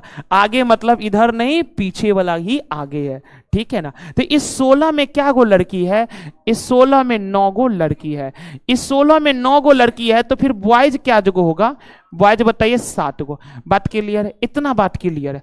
अब एगो मामला और फंस रहा है कि कमल क्या है? कमल क्या है? ये भी मामला फंस रहा है। नाम से नहीं जाइएगा कि अच्छा कमल मतलब लड़का ही लग रहा है। मामला फंस गया कि नहीं फंस गया? कमल में कमल लड़का है कि लड़की है पता नहीं चल रहा है, तो हम लोग ना ऑप्शन का सहारा लेंगे। लेकिन इतना तो बात पता चल गया ना, कमल के आगे 16 गो है, जिसमें 9 गो लड़की है, तो 7 गो लड़का है, 7 गो लड़का है। तो आपसे पूछा है श्रेणी में कितने लड़के उसके पीछे, यानी इसके नीचे कितने लड़के हैं ना, ये पूछा, ये पूछा। बताइए ना, टोटल लड़कों की संख्या 20 है, टोटल लड़कों की संख्या 20 है। 7 गो तो पहले ही बैठ गया है, तो 20 में से 7 गो घटा लेंगे, कितना? 13। 13 है, 13 है। मामला तो फंस रहा था एगो में ना, या तो 13 से आगे होना चाहिए या तो 13 से पीछे होना चाहिए। 12 दिख गया ना, यानी कंफर्म हो गया कि जो कमल है ना लड़का है। कमल क्या है? लड़का है। कमल लड़का है, तो 7 गो यहां पर लड़का हो गया, और ये कमल भी लड़का है, तो 7 और 1 8 गो लड़का तो ऊपर है, तो टोटल 20 गो था, तो 20 गो में से 8 गो घटा लेंगे, कितना आ गया? 12। ये पूरा हम आपको स्पष्ट कर दिए, रटवाए एक को रति नहीं, पूरा स्पष्ट करके हम आपको बताए हैं। किसी को कोई कंफ्यूजन है इसमें? कहां दिमाग रहता है आप लोगों का? देखिए कमल का जो पोजीशन है ना, ऊपर से 17वां है, ऊपर से 17वां है, इसके ऊपर 16 गो होगा कि नहीं होगा? 16 गो होगा। इन 16 में से 9 गो लड़की है, 9 गो लड़की, स्पष्ट बोल दिया 9 लड़कियां हैं, तो 9 गो लड़की हो गई, तो 7 गो लड़का होगा कि नहीं होगा? 7 गो लड़का होगा। अच्छा 7 गो लड़का हो गया। कमल के मामला फंस रहा था, कमल स्पष्ट नहीं हुआ था, पुरुष है कि महिला, अर्थात पुरुष महिला ने, लड़का है कि लड़की है। इतना बात हम लोगों को पता था। लड़का की संख्या 20 है, 20 है, तो 20 गो में से, 20 गो में से तो 7 गो उधरे है, तो 20 में से 7 घटा लिए, कितना आ गया? 13। लड़का की संख्या या तो 13 होनी चाहिए, या तो एक कम या तो एक ज्यादा, क्योंकि कमल स्पष्ट नहीं है, तो न तो 13 है न तो एक ज्यादा है, बल्कि एक कम है। तो 13 से कम कितना है? 12। ये 12 कब आएगा? जब कमल लड़का में गिनती आएगा, अर्थात क्वेश्चन के अकॉर्डिंग कमल क्या है? लड़का है। तो 7 गो लड़का इधर है, और कमल खुद लगा करके 7 और 1 कितने हो जाएंगे? 8 गो लड़का। तो 8 गो लड़का तो यहां तक बैठे हैं, तो बाकी लड़का इसके नीचे बैठेंगे, तो 20 में से 8 गो घटा लिए, कितना? 12। तो श्रेणी में कितने लड़के उसके पीछे हैं? तो 12 गो हैं। आइए ध्यान से देखिएगा 28 नंबर, सोचिए अच्छे से। सेल फोन प्रयोक्ताओं ने पाया कि टैरिफ प्लान उतने आकर्षक नहीं है। सेल फोन प्रयोक्ता यानी सेल फोन प्रयोग करने वालों ने यह सोचा कि टैरिफ प्लान उतने आकर्षक नहीं है, उतना आकर्षक नहीं है जितने टेलीकॉम कंपनियों ने प्रोमोट किए थे। अच्छा बात समझे, ये कितना हिडन बात बोल रहा है। देखिए, सेल फोन प्रयोक्ताओं ने पाया कि टैरिफ प्लान उतने आकर्षक नहीं है जितने टेलीकॉम कंपनियों ने प्रोमोट किए थे। कभी कभी हम लोग ऐसा नहीं आते, किसी के बहकावे में आकर कुछ खरीद लेते हैं, अरे ये तो बहुत बढ़िया है, बहुत बढ़िया है, खरीद लिए, लेकिन जब खरीद के लाए तो पता चला जैसन बोला था वैसन है नहीं। तो वही यहां पर कहना चाह रहा है, सेल फोन प्रयुक्ता, किसी के बहकावे में आकर ये खरीद लिया था सेल फोन, तो कहना चाह रहा है सेल फोन प्रयुक्ताओं ने पाया कि टैरिफ प्लान उतने आकर्षक नहीं है जितने टेलीकॉम कंपनियों ने प्रमोट किए थे। बात क्लियर हो गया। जैसे जियो पहले पहले आया था तो जियो क्या कर रहा है, एकदम हर जगह नेटवर्क, ये छोड़िए ना, एयरटेल वाली लड़की को याद करिए, याद है नहीं करता था, 4 सेकंड में डाउनलोड हो जाता था। अरे एयरटेल वाला प्रचार नहीं चलता था, कहीं भी रहे सुपर फास्ट रहे, इस टाइप का प्रचार। तो केवल शहरे में ना डाउनलोड होता था, गांव में नहीं होता था डाउनलोड। तो हम लोग बहकावे में आकर के एयरटेल में सिम खरीद लेते थे, लेकिन जब गांव में लेके जाते थे पता चलता था बात करने के लिए भी छत पर चढ़ना पड़ता है। वही हाल इसके साथ हो गया था। ठीक है, अब देखिए उन्होंने इस बारे में विनियामक अधिकारियों को शिकायत की है। इसके बारे में उन्होंने क्या किया, शिकायत किया। अब देखिए कार्यवाही, कार्य एक्शन लेगा, कार्यवाही क्या क्या करेगा इसके लिए।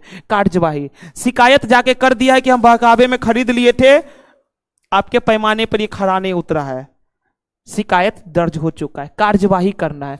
विनियामक अधिकारियों द्वारा टेलीकॉम कंपनियों को सभी प्लानों के टैरिफ ढांचों में पारदर्शी बने रहने के निर्देश देने चाहिए क्या। कार्यवाही करिए ना, सोचिए ना ये क्या लिखा, विनियामक अधिकारियों द्वारा टेलीकॉम कंपनियों को सभी प्लानों के टैरिफ ढांचों में पारदर्शी बने रहने के लिए निर्देश देने चाहिए। बिल्कुल निर्देश देना चाहिए। अगर सारा चीज नीट एंड क्लीन रहेगा तो कोई ठगाएगा जा करके। अभी जैसे इलेक्ट्रोल बॉन्ड पर लगाया है ना बैन, अगर पूरा नीट एंड क्लीन रहता तो बैन लगाने की आवश्यकता पड़ता। जस्ट एग्जांपल समझ लीजिए। तो अगर इलेक्ट्रोल बॉन्ड को चलते रहना चाहिए, इसके लिए जरूरत है सारा चीज पारदर्शी होना चाहिए। कहां से क्या चीज आता है, तो विनियामक अधिकारियों द्वारा टेलीकॉम कंपनियों को सभी प्लानों के टैरिफ ढांचों में पारदर्शी बने रहने के निर्देश देने चाहिए, बिल्कुल देने चाहिए। यह पहला उसका कार्यवाही होगा। दूसरा कार्यवाही देखिए ना, सरकार को देश में परिचालनरत कंपनियों की संख्या को सीमित करना चाहिए। यहां तो नेट किसका काम हो रहा है, टैरिफ कंपनी, टेलीकॉम कंपनी सबका, ये परिचालनरत कंपनियों की संख्या को सीमित करना चाहिए। ऐसा नहीं, कंपनियों की संख्या को थोड़ी ना सीमित करने से फायदा होगा, कंपनियों की संख्या तो ज्यादा से ज्यादा होते रहे, बस कि उनके आधारभूत ढांचा को मजबूत करना चाहिए। तो ये वाला गलत है, ये कार्यवाही सही है। तो क्या हो गया, ऑप्शन 1 अर्थात केवल ए। आइए इधर देखिएगा, बताइए इसमें क्या है। शब्द के अक्षर अव्यवस्थित तथा संख्याकित किए गए हैं। दिए गए विकल्पों में से वह विकल्प चुनिए जो दिए गए अक्षरों से अर्थपूर्ण शब्द। अच्छा बताइए, अर्थपूर्ण शब्द बनाना है। एस्टैब्लिश, हाँ स्थापित करना, एस्टैब्लिश्ड, ESTABLISH,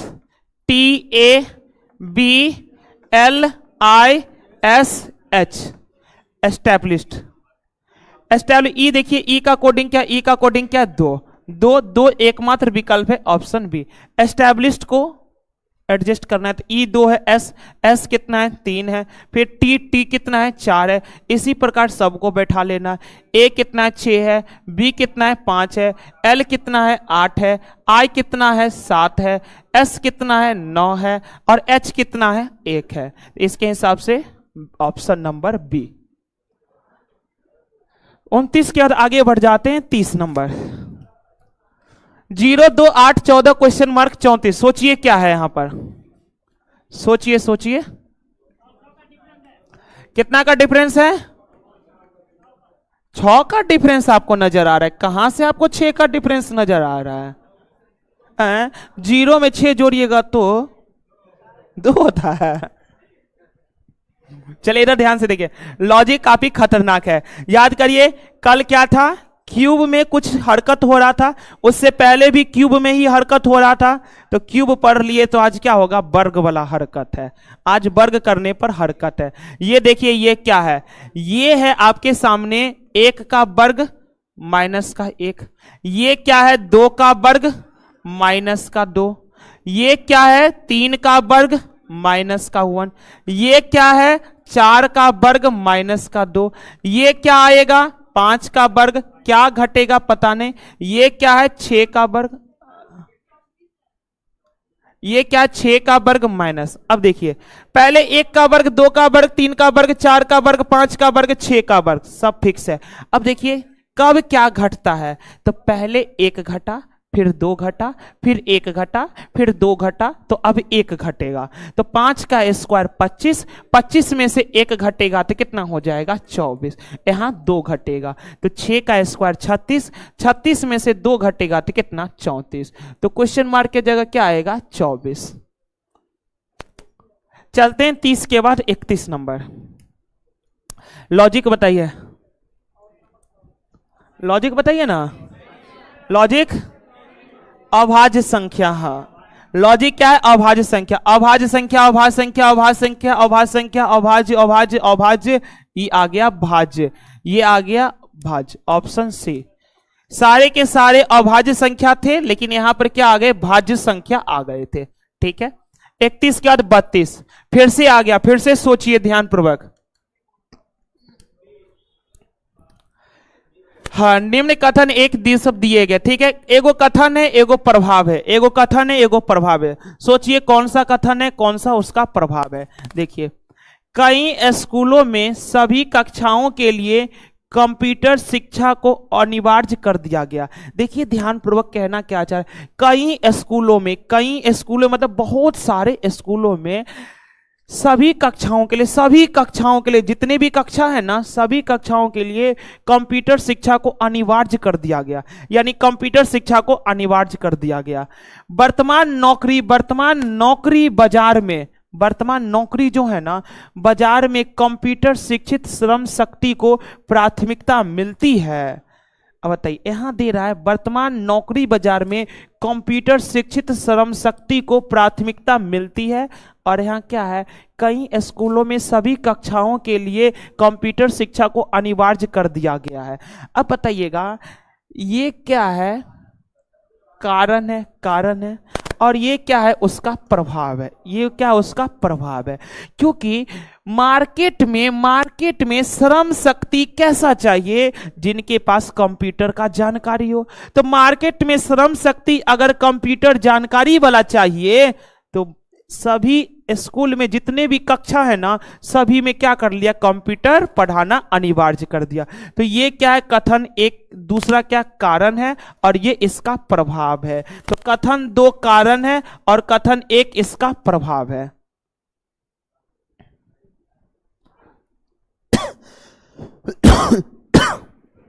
लॉजिक बताइए, पकड़ा रहा है, ये काफी खतरनाक है।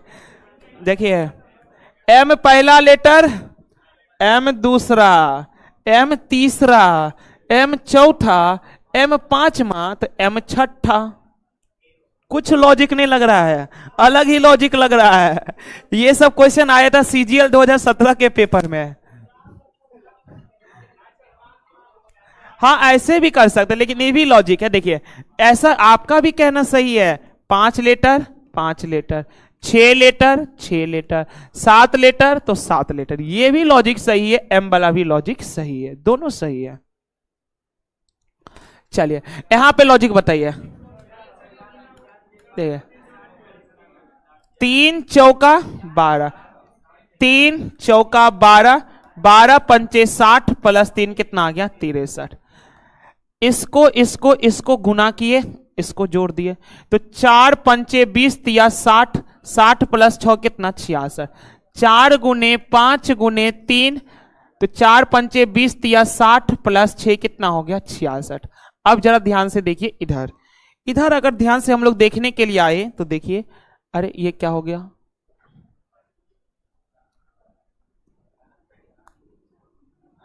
चलिए समझ तो गए हैं ना, ये थोड़ा गैदरिंग हो गया यहाँ पर।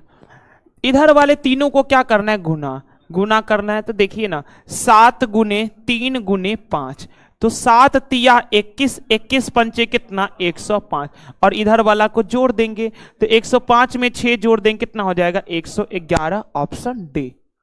चलिए 34 के बाद आगे बढ़ जाते हैं 35 नंबर। ये रहा आपके पास 35। ध्यान से देखिएगा, कथन है और तर्क है, इस बार और ध्यान पूर्वक सोचना पड़ेगा। देखिए जब कार्यवाही आ जाए, कार्यवाही आ जाए, तर्क वाला सब आ जाएगा ना, तो आपका अपना दिमाग थोड़ा सा चलाना पड़ेगा, उसके रेस्पेक्ट में जाना पड़ेगा। जैसे पूर्व धारणा वाला भी सब आ जाता है, तो ये सब थोड़ा सा सोचना पड़ेगा। सबसे इजी क्या होता है जाने, कथन निष्कर्ष वाला, वो सबसे इजी होता है। वही कथन दे ले, उसी में से निष्कर्ष छांट लीजिए। लेकिन जब कभी भी कथन तर्क आ जाएगा, कथन पूर्व धारणा आ जाएगा, कार्यवाहियां आ जाएगा, तो थोड़ा आपको ज्यादा सोचना पड़ता है। देखिए, क्या भारत को परमाणु बम का निर्माण करना चाहिए?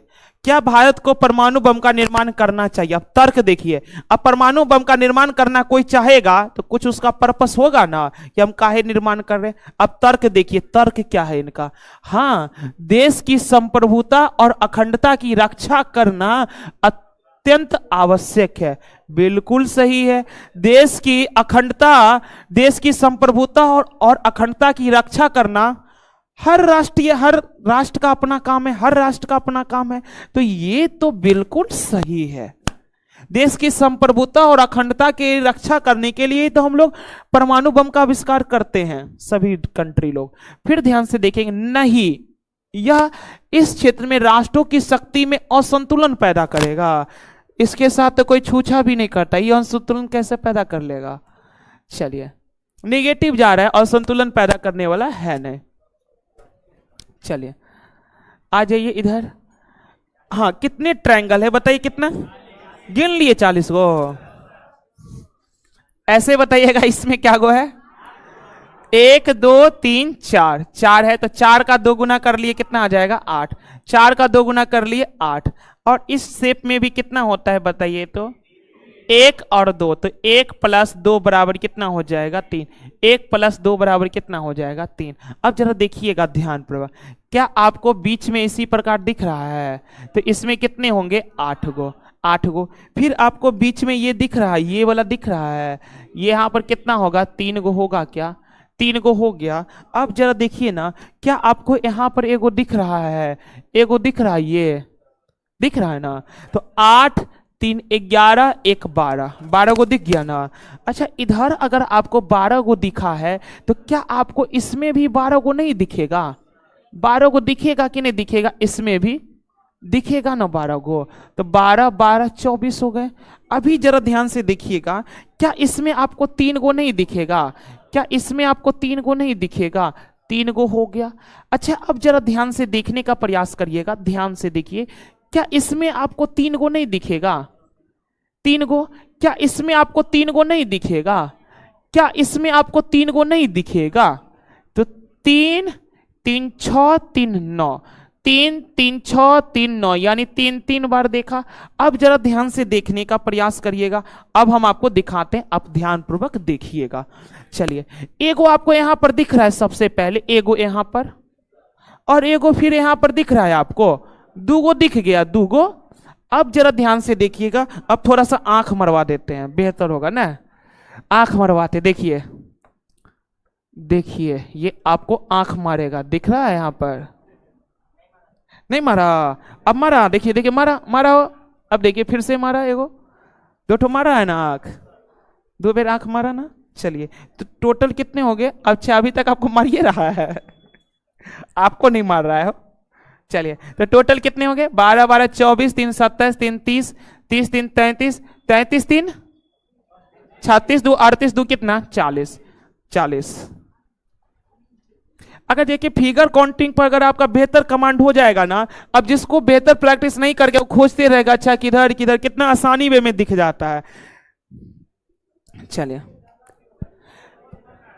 एक और बढ़ रहा है। अच्छा, 1 मिनट, इसको मिटाते हैं तब देखने का। हम लोग को तो 40 को आ गया था, हम लोग सरेंडर कर दिए थे। अच्छा हाँ, इधर इधर इधर 2 को और भी हो रहा है, इधर ने ऐसे करके जा, ये तो काउंट हो गया था।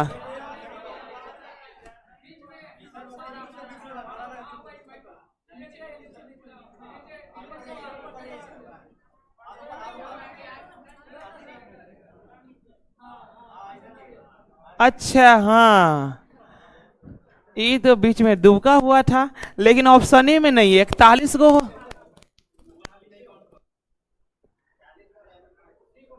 अगर हम लोग इसको काउंट कर लेंगे तब तो 41 गुना हो जाएगा। अच्छा, वो भी काउंट नहीं हुआ था। अच्छा, एक मिनट रुक जाइए, तो यहां से रुक जाइए, एक बार फिर से कर लेते। ये कितना था? 12।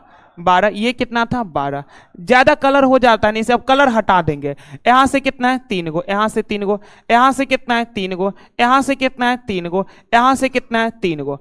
अब दूठो कहां था? यही वाला दूगो था। दूगो कहां था? यही वाला दूगो था। एगो ये था और एगो ये था। दूगो यही वाला था, और दूगो हम लोग कहां से लिए थे? नहीं, बड़ा नहीं लिए थे, दूगो यहां वाला लिए थे, दूगो यहां वाला, दूगो यहां वाला लिए थे, दूगो यहां वाला लिए थे, दूगो यहां वाला लिए थे। हाँ, यहां वाला भी दूगो हम लोग नहीं लिए। देखिए ना, जगह खाली है। ये वाला भी हम लोग दूगो नहीं लिए थे, ये वाला भी नहीं लिए थे।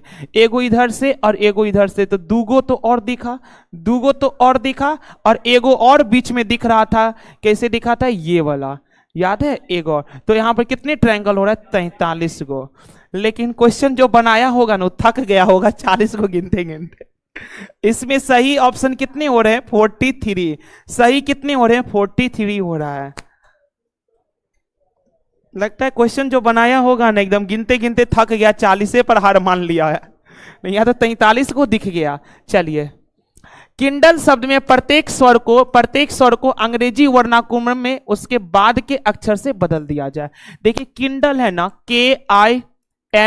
KINDLE में अंग्रेजी वर्णा, देखिए स्वर को जो है ना उसके अगले क्रम से बदल दीजिए। स्वर को उसके अगले क्रम से, स्वर को अंग्रेजी वर्णाकुलम में उसके बाद के अक्षर से बदल देना है। स्वर आई के बाद जे, ई के बाद एफ, बदल दिए। दुइये को स्वर था, बदल दिए अगले क्रम से। और प्रत्येक व्यंजन को अंग्रेजी वर्णानुक्रम में उसके पहले अक्षर से बदल दिया जाए। जो भी व्यंजन आएगा ना उसको पहले, तो के से पहले क्या आता है? जे। एन से पहले क्या आता है? एम। डी से पहले क्या आता है? सी। एल से पहले क्या आता है? के। बदल दिए। इस प्रकार बने अक्षरों के समूह में निम्न में से कौन सा अक्षर 2 बार दिखाई देगा? तो 2 बार कौन दिखाई दिया? जे। 2 बार कौन दिखाई दिया? जे। स्वर को अगले से बदलना था और व्यंजन को पिछले से बदलना था। चलिए, 37 कद बढ़ते हैं 38 नंबर। 6 ठो लड़कियां हैं। जब कभी भी 6 ठो लड़कियां रहेगा तो हम लोग ऐसे बैठा देंगे। ये रहा 6 ठो लड़की को बैठने का जगह, 2 2 4 2 6। आगे देखिए, पी क्यू के दाई और ठीक बगल में बैठी है। पी जो है ना क्यू के ठीक दाई और, पी क्यू के दाई और, ये पी जो है ना क्यू के दाई और, तो क्यू यहां बैठाएंगे तब ना पी क्यू के दाई और है। ठीक है। एस जो है ना पी के दाई और तीसरे स्थान पर, एस जो है पी के दाई और तीसरे स्थान पर, एस जो है ना पी के दाई और, तो पी का दाया इधर चलेगा, तो पहला दूसरा तीसरा। ये एस जो है पी के दाई और तीसरे स्थान पर, तीसरे हाँ? क्या बोले? तो अंदर की ओर है तब ये तो ऐसे हो रहा है, अगर बाहर की ओर आता तब उल्टा हो जाता। अंदर है तब ये तो ऐसा हो रहा है, आप उल्टा सोच लिए। एस जो है ना पी के दाईं और तीसरे स्थान पर और आर के बाईं और ठीक बगल में बैठी है। कौन था? एस जो है ना पी के दाईं और तीसरे स्थान पर और आर के बाईं और ठीक बगल में। ये एस जो है ना आर के बाईं और ठीक बगल में, ये एस जो है ना आर के बाईं और, तो आर इधर होगा तब ये ना आर का बायां एस होगा। एस जो है ना आर के बाईं और ठीक बगल में बैठी है। ठीक है, फिर आगे पढ़ते। भी और टी दोनों अगल बगल बैठी है। अच्छा, भी और टी दोनों अगल बगल बैठी है, यानी यहीं पर बैठेगा भी और टी। टी आर के बाईं और दूसरे स्थान पर है। टी जो है ना आर के बाईं और दूसरे स्थान पर, तो आर का बाईं पहला यहां पर, पहला दूसरा। टी और भी क्या है? बगल में बैठे थे। भी और टी क्या है? बगल में बैठे, एडजस्ट हो गए सब के सब। तो भी के बाईं और ठीक बगल में कौन सी लड़की बैठी है? भी के बाईं और, तो भी के बाईं और कौन बैठा है? पी बैठा है, पी बैठा है, पी बैठा है। चलिए, फिर आगे बढ़ते हैं 38 के बाद 39 नंबर।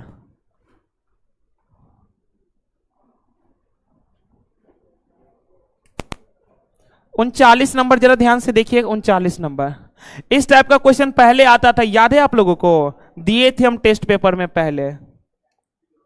चलिए यहां पर ध्यान से देखिए,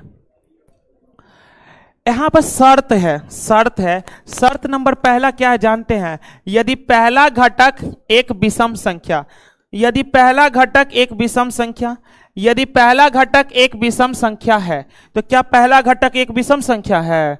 नहीं, तो ये वाला शर्त फॉलो नहीं करेगा। शर्त पढ़ते जाएंगे, फॉलो करवाते जाएंगे। यदि दूसरा घटक एक प्रतीक है, तो क्या दूसरा घटक एक प्रतीक है? हैच तो एक प्रकार का प्रतीक है ना। और पांचवा घटक एक सम संख्या है, तो पहला, दूसरा, तीसरा, चौथा, पांचवा घटक एक सम संख्या भी है, अर्थात शर्त 2 के अकॉर्डिंग चलना पड़ेगा हम लोगों को, शर्त 2 के अकॉर्डिंग चलना पड़ेगा।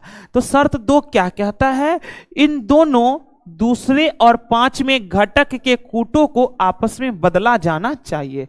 यानी जो दूसरा और पांचवा का कोड है ना, उसको आपस में बदल दीजिए। अर्थात हैच का कोड जाएगा 8 के पास और 8 का कोड आ जाएगा हैच के पास, और बाकी का कोड ज्यों का त्यों होगा। तो बताइए ना, 6 का कोड क्या है? 6 का कोड क्या? आर।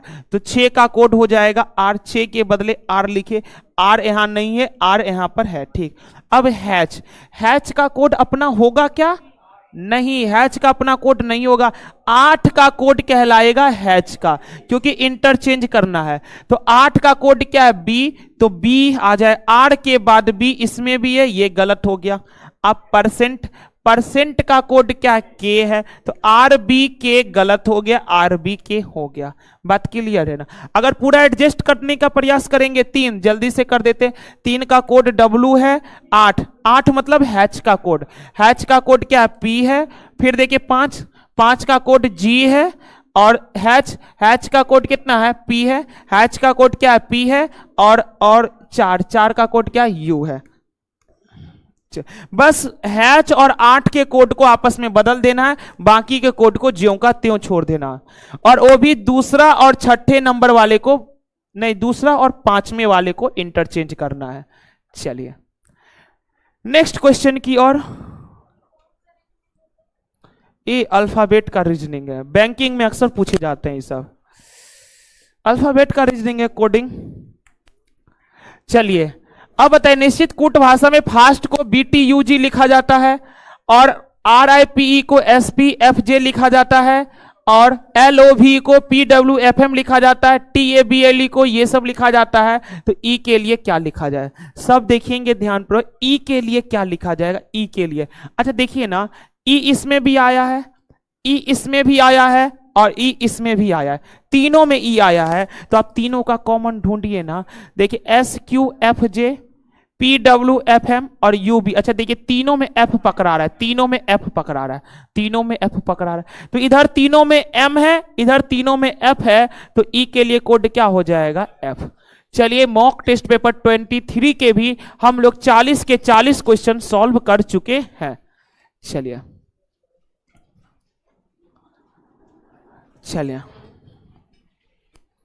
चलिए आज हम सभी लोग मॉक टेस्ट पेपर 23 के भी 40 के 40 क्वेश्चन सॉल्व कर चुके हैं। तो आज का क्लास आप सभी लोगों को कैसा लगा, ये जानकारी कमेंट बॉक्स में जरूर बताइएगा। और जितने भी लोग अभी तक वीडियो को लाइक नहीं किए, वीडियो को लाइक और अपने दोस्तों के ग्रुप में शेयर जरूर कर दीजिएगा। और कल से ALP टेक्नीशियन का बैच चालू हो रहा है, जो दोपहर के 2 बजे से लेकर के 4 बजे तक होंगे किसान कोल्ड स्टोरेज वाले कैंपस पे, और ऑनलाइन क्लास चलेंगे आपको एप्लीकेशन पर। तो आप सभी लोग 2 बजे अपने सभी दोस्तों के साथ किसान कोल्ड स्टोरेज वाले कैंपस पर जरूर आइएगा। कल हम सभी लोग बैच के बारे में बेहतर तरीकों से डिस्कशन करने वाले, हर एक चीजों को, ठीक है। तो कल आप सभी लोग डेमो करने के लिए जरूर आइएगा 2 बजे। धन्यवाद सभी लोगों का। चलिए।